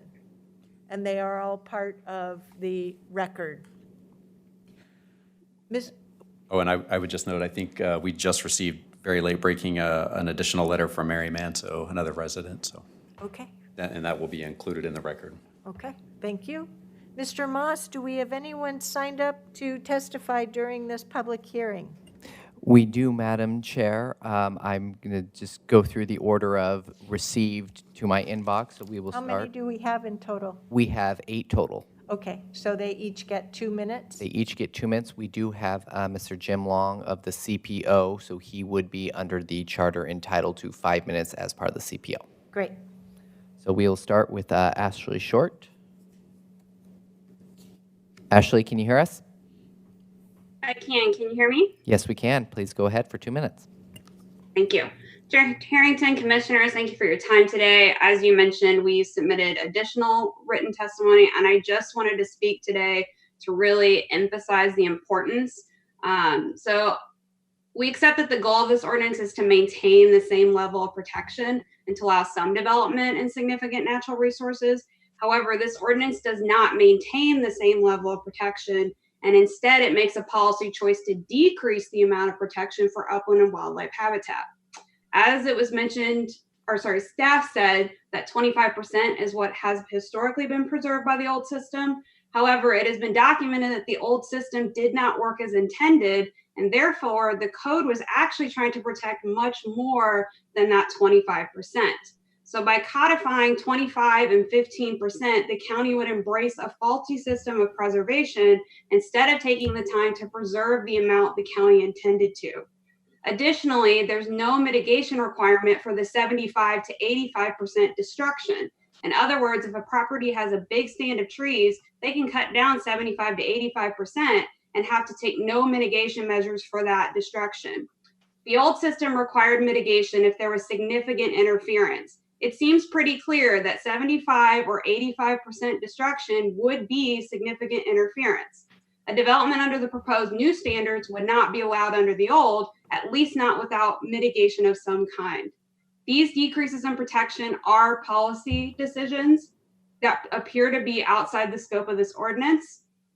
And the ordinance should be changed to protect a much larger portion of the upland wildlife habitat to meet the stated goals, which is to maintain the same level of intended protection.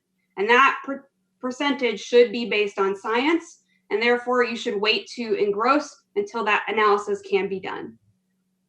Am I out of time? I'm sorry, Ms. Short, that I didn't recognize that you're representing a group, Tualatin River Keepers. So if you have anything more, please go ahead. Oh, sure. Okay. So my alternative, thank you. Sorry, I didn't identify myself right away. So alternatively, if you really feel that you need to engross today, we would suggest first changing the percentages to require 100% protection of upland and wildlife habitat until a scientific analysis can be done, and then amend the ordinance at a later time to reflect what that scientific analysis says. Mature trees are irreplaceable, at least in our lifetime, and we should err on the side of too much protection over too little when in doubt. And that's really just what I wanted to focus on today. So thank you. Thank you. Madam Chair, since we are under groups, I will have Mr. Long go next for CPO 4.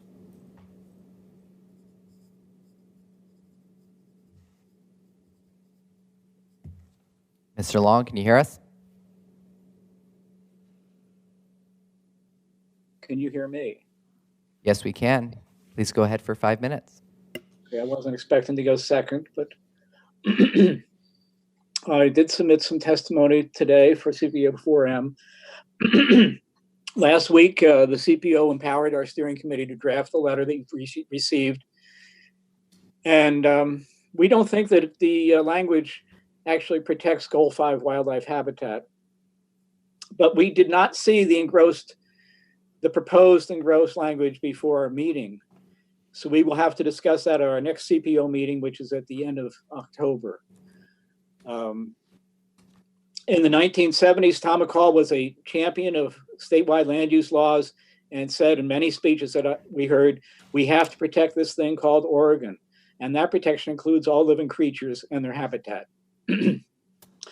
I see that the county's public health department mission statement is to protect people, animals, and the environment.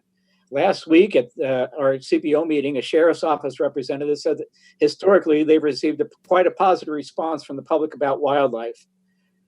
For years, CPO 4M has been stating that Washington County is out of compliance. And so that's one of the reasons we've gotten to where we are. There are reasons why conservation comes before development in Oregon Land Conservation Development Commission name. The commission gave the county until May 1st, and media coverage has not been focusing on this because they've been understandably focusing on the pandemic and related things.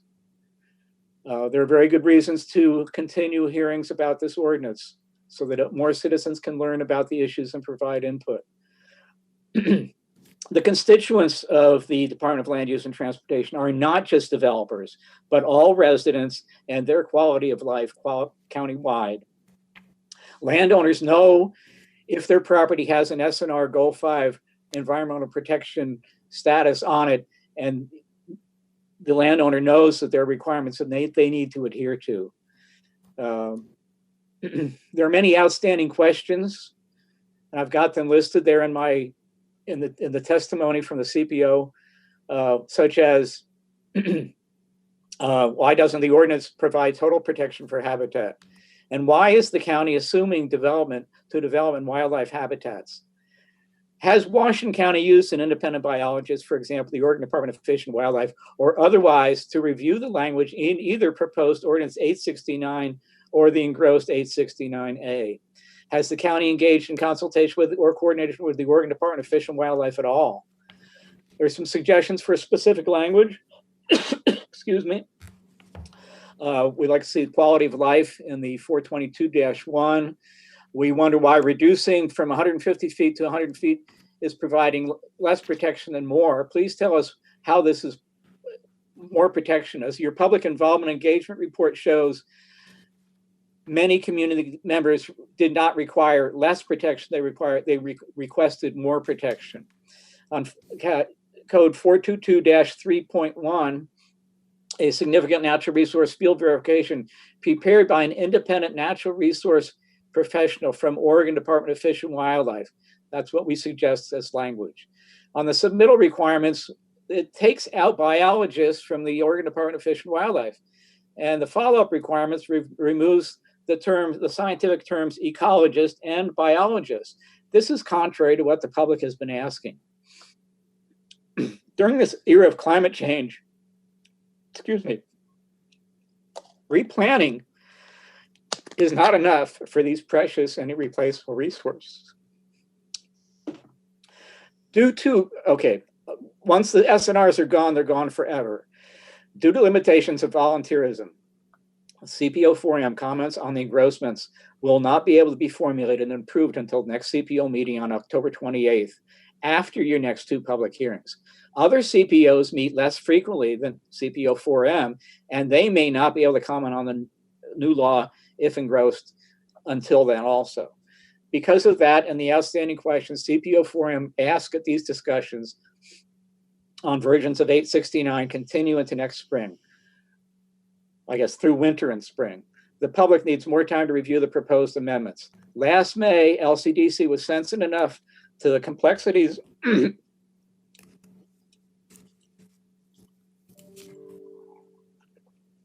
of these issues and the citizen limitations due to the pandemic to grant Washington County until May 1st to have clear and objective policies. The county should take the full time allocated by the LCDC to ensure that new rules are grounded in sound science and have the county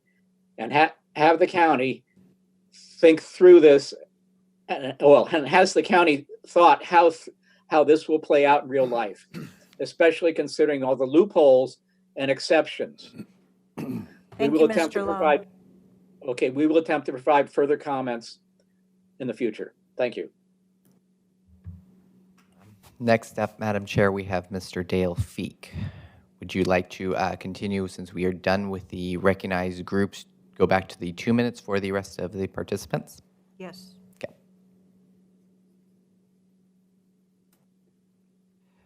Dale, can you hear us? Yes, can you hear me, Kevin? Yes, please go ahead for 2 minutes. I'm Dale Feek, representing the group Washington County Citizen Action Network. WCCAN submitted written testimony to the County Commission and to you as Planning Commission and County Commissioners. Then on behalf of WCCAN, I made public comment at the last Planning Commission meeting. At that meeting, Planning Commission Chair Jeffrey Petrillo used Robert's Rules of Order very effectively to make sure that all people had the opportunity to speak and that the Planning Commission members and participants followed correct Robert Rules procedures. Because of his very, very effective leadership, the decision to not make a recommendation to you this meeting seemed fair. Please seriously consider Fran Warren's September 25th letter to you regarding proposed land use order 869. She requested that you postpone approval of the policy as submitted to allow the Washington County LUT planners more time to make necessary adjustments. She also acknowledged your concerns regarding incentive to remove the Oregon land use injunction. Please also seriously consider Ashley Short's recommendation for increasing the percentage of upland wildlife habitat protection. The 25 and 15% are way too low. I want to refer back to Fran Warren's. I read through what she submitted to you. Please consider her documentation very seriously. It's very detailed, very science-based, and it's necessary to consider what we at WCCAN people think to protect our significant natural resources. Thank you very much. All right, next up, Madam Chair, we have Fran Warren. Fran, can you hear us? Yes, thank you. All right, please go ahead. Yes, and thank you for this opportunity to address the commission, and thank you all for your service. My name is Fran Warren. I live at 835 Southwest Touchmark Way, Portland, 97225. For some of you, you may be wondering where I've been recently. Well, I've been quietly learning about our regional wildlife habitat from some very dedicated and smart public agency experts at Metro, Clean Water Services, Audubon, et cetera. And that has been the basis of a lot of my research. And as some of you know, I worked at Intel, so I'm very science-based. And I heard a very interesting question from the planning commissioners recently about the affordable housing. So I did some real digging there, and seems very timely. Based on the 17 case files produced by the LUT planners, the developments built in SNR areas are far from affordable housing. A very rough average selling price dating back to the year 2000 is about $615,000. And Finley Heights, built in 2014 in Bethany, was 81 units, about $950,000 each. Overall, these homes typically have large lot footprints and large price tags. There's nothing in the policy 869 to give incentives for smaller lot footprints nor lower home pricing. And I also understand that the tree code is not part of the scope of this hearing, but there's also nothing to protect a single significant tree itself, nothing about protected tree root zone calculation, which I have put into the my testimony. I could talk about it later, but it's in my testimony. For these reasons, I believe you should not accept the policy exactly as submitted, and I would be happy to assist the planners in adding these concise verbiage to the policy, where we could calculate for these mature trees that have been mapped by Metro. Thank you. Thank you. All right, next, Madam Chair, we have Mary Mansuso. Mary Manso.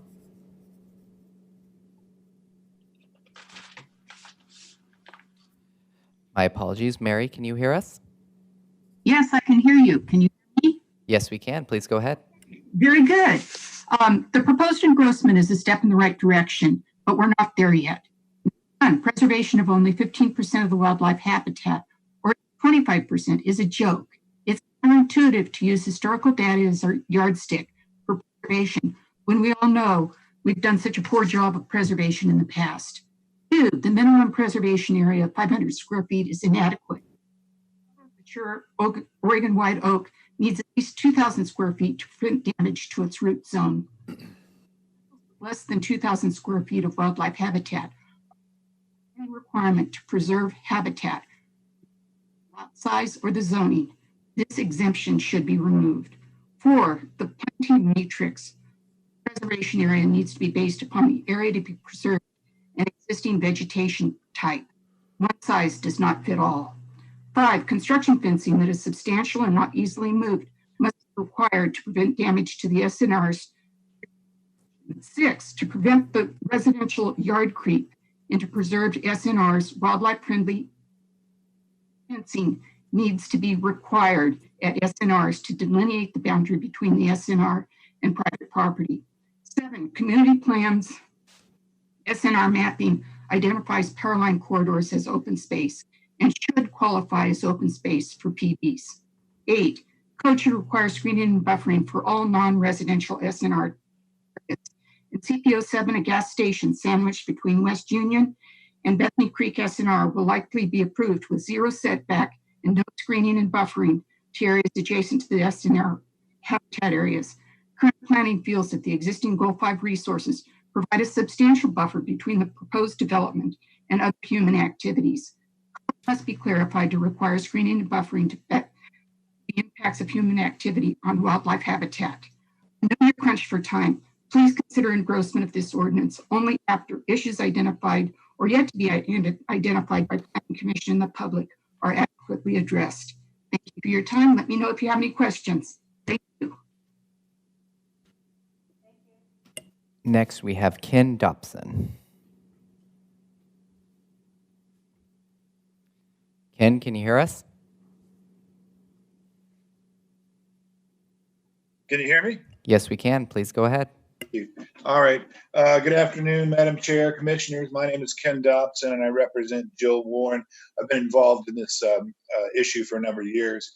But the county staff has made some changes, as you've seen, but even with these amendments, there's still problems with the proposal. For instance, the ordinance would require applicants to conduct a habitat assessment using habitat assessment guidelines. We don't know what those guidelines are yet. They're still working on it. The ordinance is incomplete. That's an important part of the ordinance. So until we see what they're suggesting for habitat guidelines, it's immature. It's premature to vote on this amendments.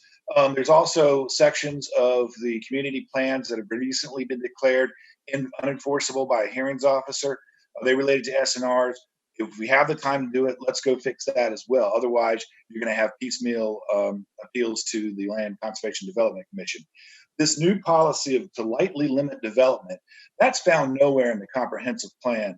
Instead, the comprehensive plan, Plan Policy 10 states that the county shall adopt a program to ensure, quote, that all reasonable methods for their preservation, meaning the SNRs, can be pursued prior to development.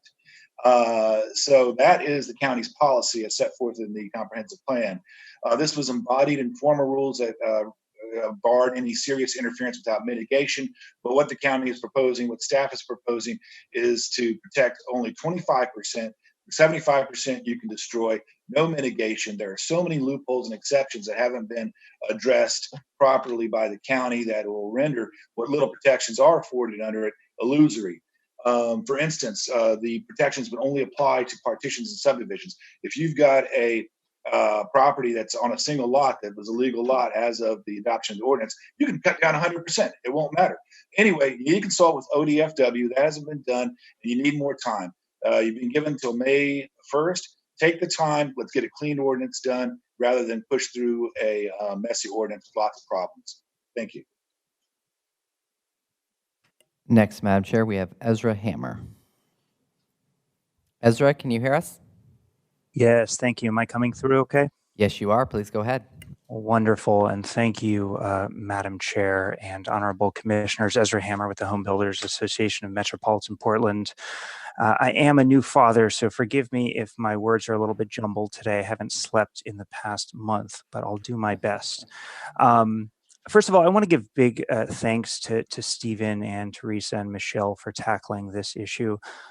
This is not easy. As you've heard from the folks who have spoke previously, this is an issue that's extremely contentious and invokes a lot of emotion, understandably. But the reason that we're here today is because the state took some really severe action, putting a moratorium in place that's a blanket prohibition on building any new homes in these areas until the county is able to make the revisions that are proposed before you today. And we're definitely concerned that the same folks who were willing to sue the county and seek the overturning of the existing rules and regulations are now asking for this to be continued indefinitely.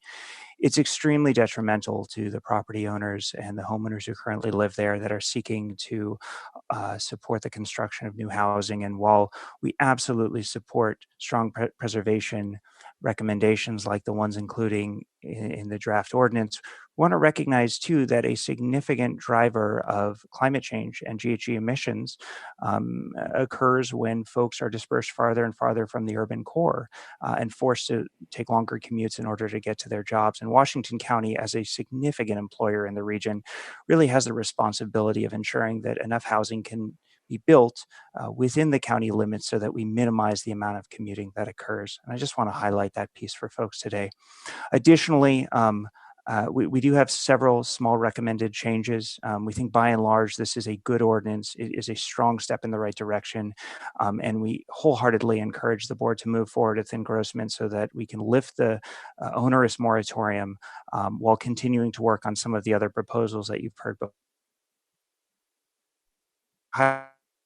Highlight some question marks around section 422-3. This was brought up by others, but this requires analysis within 150 feet of a significant natural resource. This additional analysis makes sense. However, it doesn't make sense in situations where you have a physical barrier separating one property from another. And specifically, we're talking about instances where there are roads or other features of the built environment that physically separate properties. In those instances, we don't think the additional analysis is warranted and it's just going to be an unnecessary cost. Mr. Hammer, you were kind of over time, so we can you wrap it up for us? Yes, absolutely. My last comment is on relates to the PUDs. The commission heard ample testimony on the PUD ordinance that was brought forward last year, and we think it should be enhanced and supported. And to that effect, the commissioners should consider allowing for additional wildlife preservation as part of the PUD ordinance. It's currently capped at 20%. We think that number should be significantly higher, so as to encourage folks to do that maintenance and keep this wonderful area. Thank you. Thank you very much. Mr. Hammer, do we have your testimony in any form of writing, an email or a letter coming to us? Can you hear us, Mr. Hammer? Yes, I can hear you. Thank you, Chair. Yes, you should have my letter. It's dated August 28th, 2020, and it should have been delivered to you in the packet. No, we don't. No, Mr. Hammer, we have not received your letter for the packet. Did it come to the board or to the Planning Commission? I believe it went to the Planning Commission. Then we have it in our records. Got it. Thank you, Chair. Or we should. But just for next time, Ezra Hammer as representing the group Home Builders Association. So we need to make sure we're still getting some of these Zoom particulars down with regard to signups. So.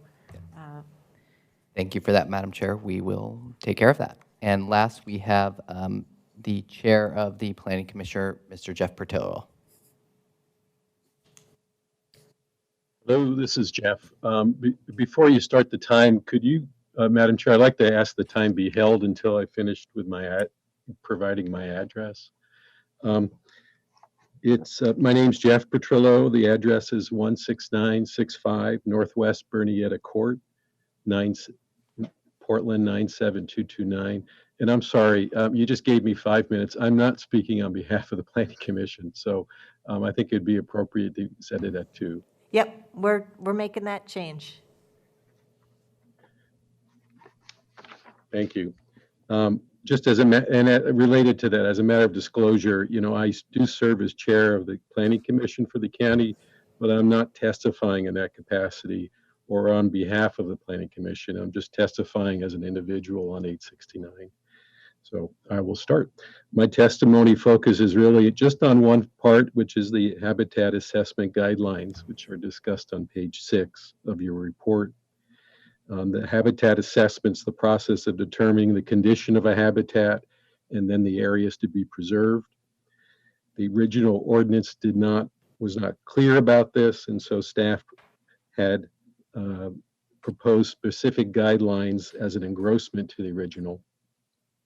However, as already mentioned of Mr. Dobson, the guidelines are still under development and aren't available for public review. And staff has suggested adopting these by a resolution in order before the ordinance goes into effect. My request is, a recommendation is for the board and the commissioners to allow the public an opportunity to review and comment upon that resolution in order and any proposed guidelines through a public hearing process. It's my understanding that RNOs, as they're known, aren't typically subject to public review because they focus on technical things, not land use matters. That may be true with such things as road standards and grading specs, but I would argue that this particular habitat assessment RNO is de facto a land use consideration, since the things to be determined will directly affect the outcome of the significant natural resource under consideration. So members of the public have testified on this, and in my opinion, they've demonstrated a high level of knowledge and expertise, and I believe they would welcome an opportunity to review those guidelines. Thank you for your consideration.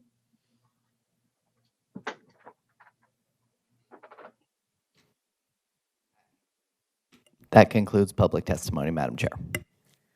Okay, thank you to all 8 members of our community as individuals or groups who came and testified within this public hearing.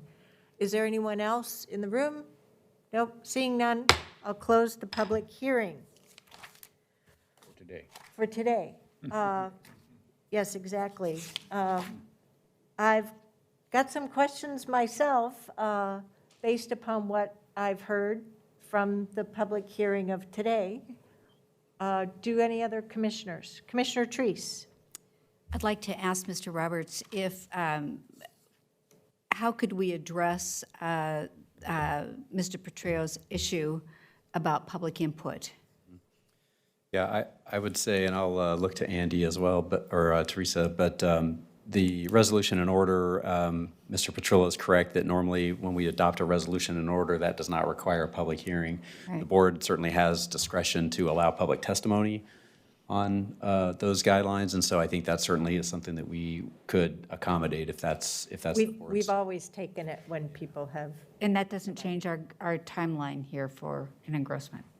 No, we don't think so. So I think just a quick clarification. So the guidelines would be what we view as a technical supplement to help with the implementation of certain provisions in the ordinance. And we believe the ordinance can be adopted with the guidelines to follow very closely.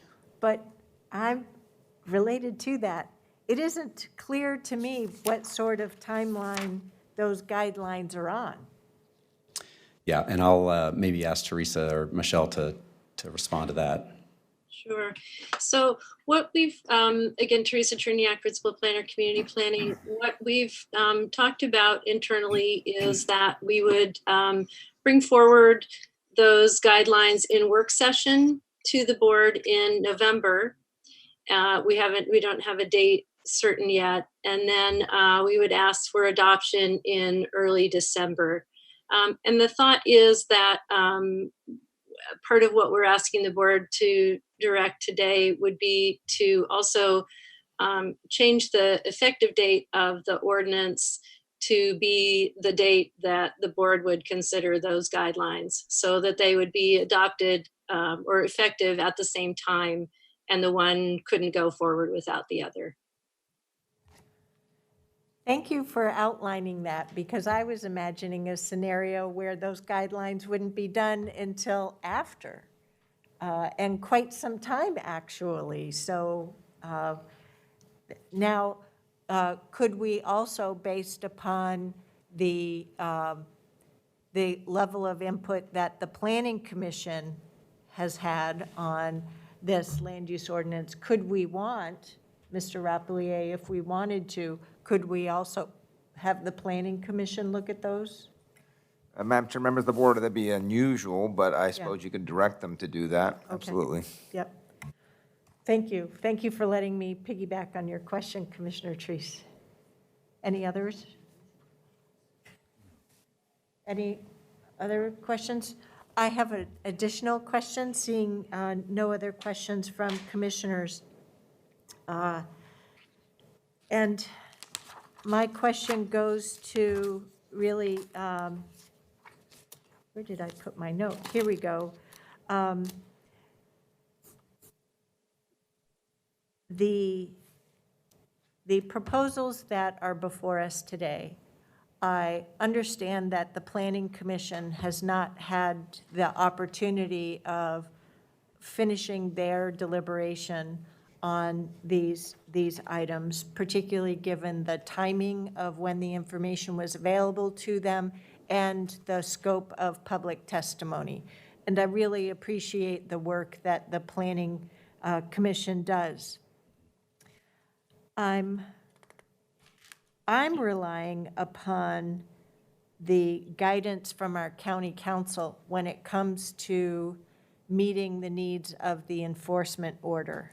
You know, we've heard explanations, including from you previously, that some of the input that we're getting is on changes needed to the language in order to meet the order, and then additional changes that could be made based on public input.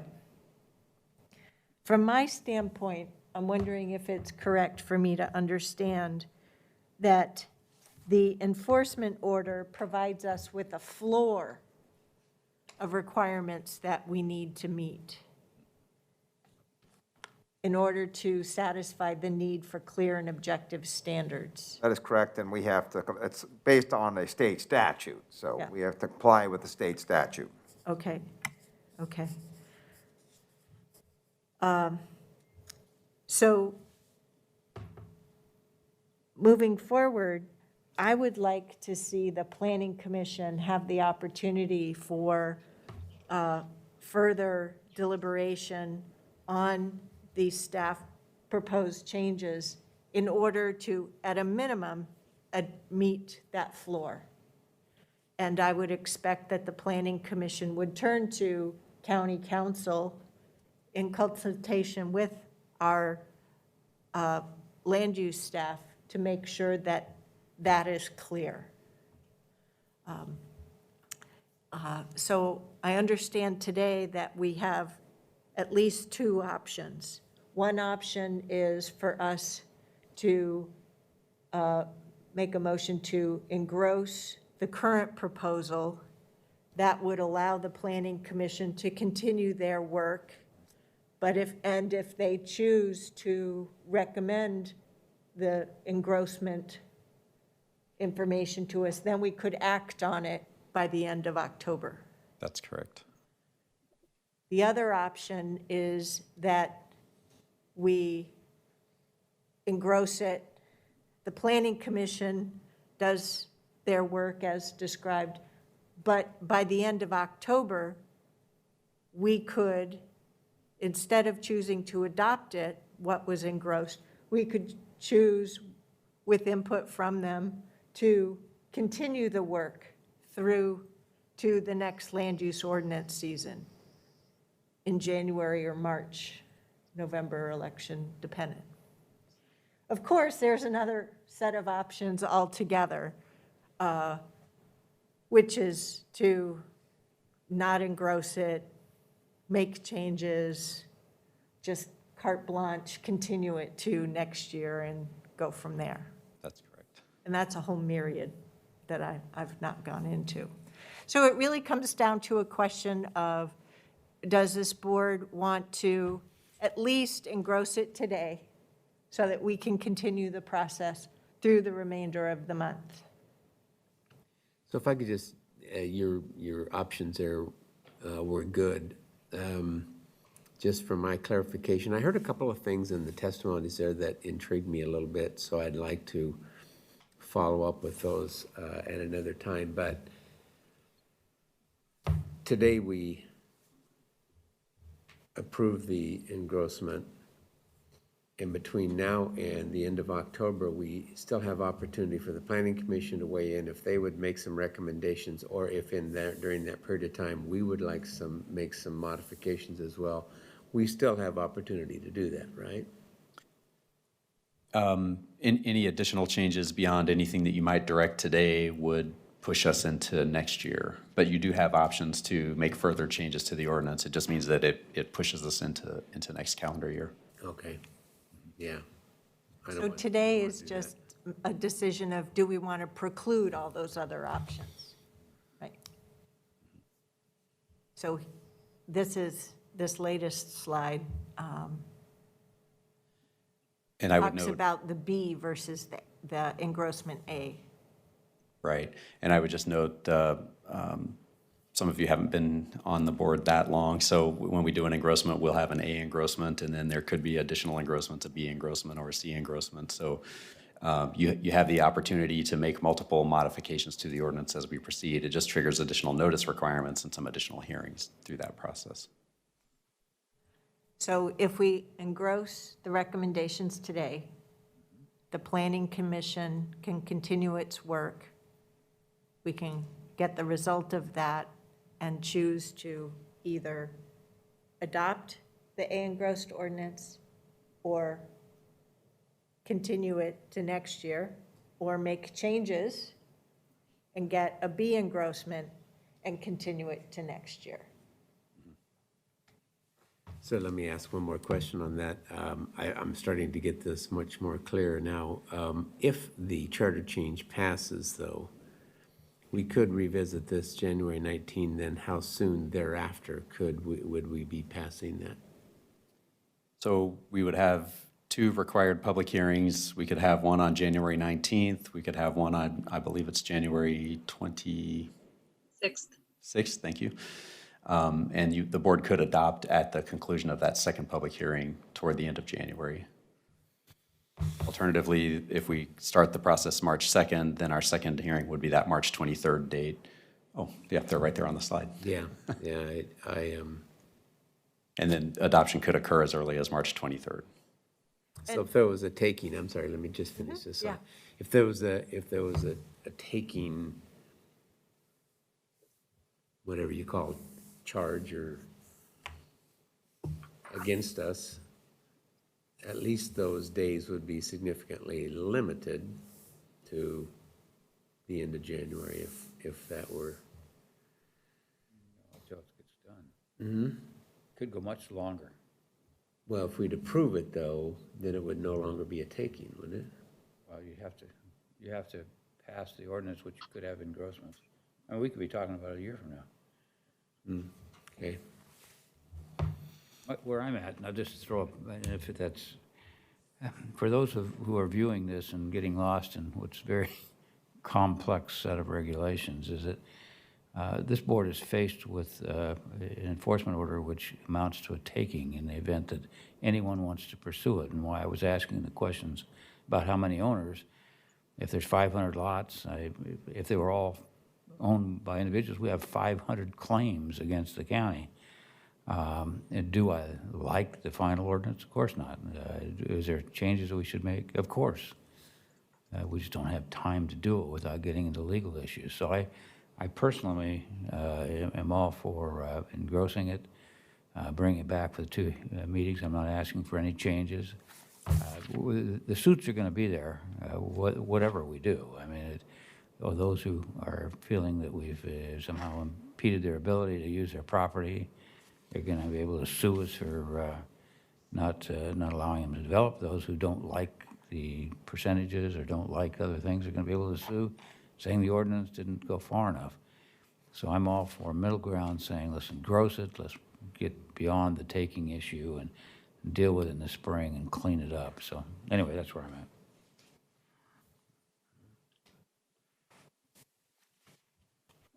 Any other commissioner questions or comments?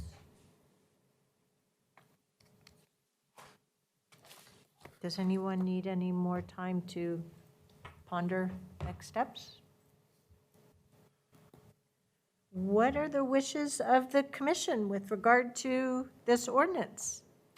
Madam Chair, I'd move that we approve the staff recommendation.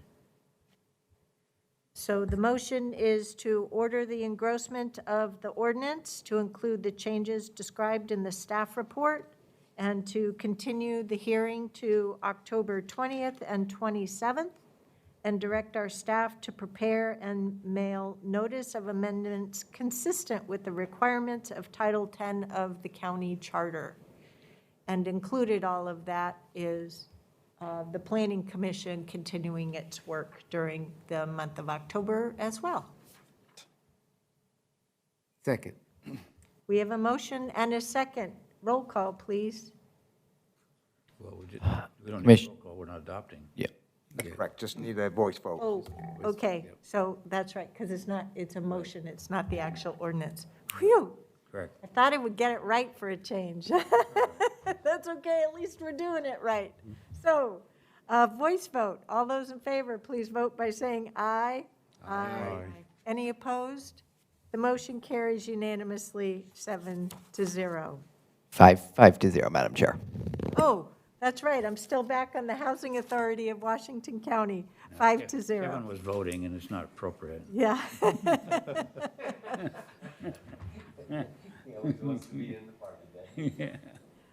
So next we have action items. The first is an action to declare an emergency related to COVID-19. Mr. Rapplier. Madam Chair, members of the board, this is just the 11th extension and no changes in the powers or authority granted to the staff under this extension. What, I didn't hear the number. Was it 11? I believe it's the 11th extension. I move that we extend the emergency with respect to COVID until October 27, 2020 under Washington Code, Section Chapter 8.36. Second. We have a motion and a second. And question, Mr. Rapplier, this goes to the full timeframe that we are currently allowed, the 30-day extension, right? That's correct, to October 27th. Yep. Okey dokey. All those in favor, please vote by saying aye. Aye. Oh, yes, we had a motion and a second. We did. Yes, okay. Any opposed? The motion carries unanimously 5-0. Our next action item is related to an ordinance for emergency medical services. Mr. Rapplier, could you read the ordinance by title only? Madam Chair, do we have a motion to do so?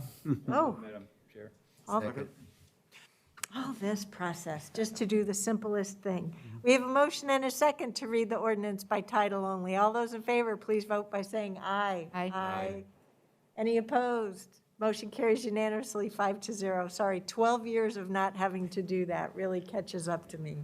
Ordinance number 870, an ordinance amending Chapter 8.32 of the Washington County Code relating to emergency medical services, EMS. Thank you. Do we have a staff report for today? I know we've had a work session on this, and we've had the opportunity for plenty of follow-up with our staff. I know I had questions, and one of the things I learned along the way is that IGAs related to this will be coming back to our board. I was not used to that, but I've been assured that that is what would happen. So that was one of my key sticking points. It's completely up to you if you want a staff report or. What are the wishes of the commission? Move for the requested action. Second.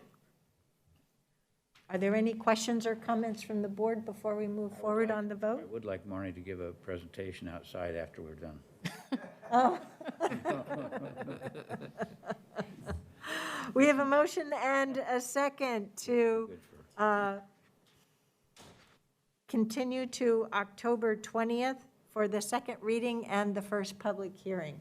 All those in favor, please vote by saying aye. Aye. Any opposed? The motion carries unanimously 5-0. So that'll be coming back to us. The next item on our agenda is oral communication. This is the second opportunity for open oral communication. Do we have anyone signed up? We do not, Madam Chair. Phew, it's been a long meeting. The next item on our agenda is board announcements, and this is where I usually announce the next meetings. Our next, wow, wait a second, we got the date wrong. We thought our next full meeting would be October 13th. We were just talking about a board meeting on the 13th. We can hold a board meeting on that date. Okay. So the next Tuesday where we would hold meetings would be October 13th, a work session at 8:30. If we have a business meeting, it will be at 10. Then the following Tuesday, 8:30 and 10, similarly. And then Tuesday, October 27th, work session in the afternoon starting at 1, and a board meeting in the evening, 6:30 in the evening. And if I believe we were talking earlier about the ordinance 869 would be coming back, that would be the evening meeting. Are there any other board announcements? Seeing none, how about a motion to adjourn? So moved. Second. We have a motion and a second. All those in favor, please vote by saying aye. Aye. Any opposed? Motion carries unanimously 5-0. Thank you. So, how long do you want for lunch? Standard 45 minutes minimum, or do you want to try to return in a half hour? What do we got this afternoon? We got the legislative update.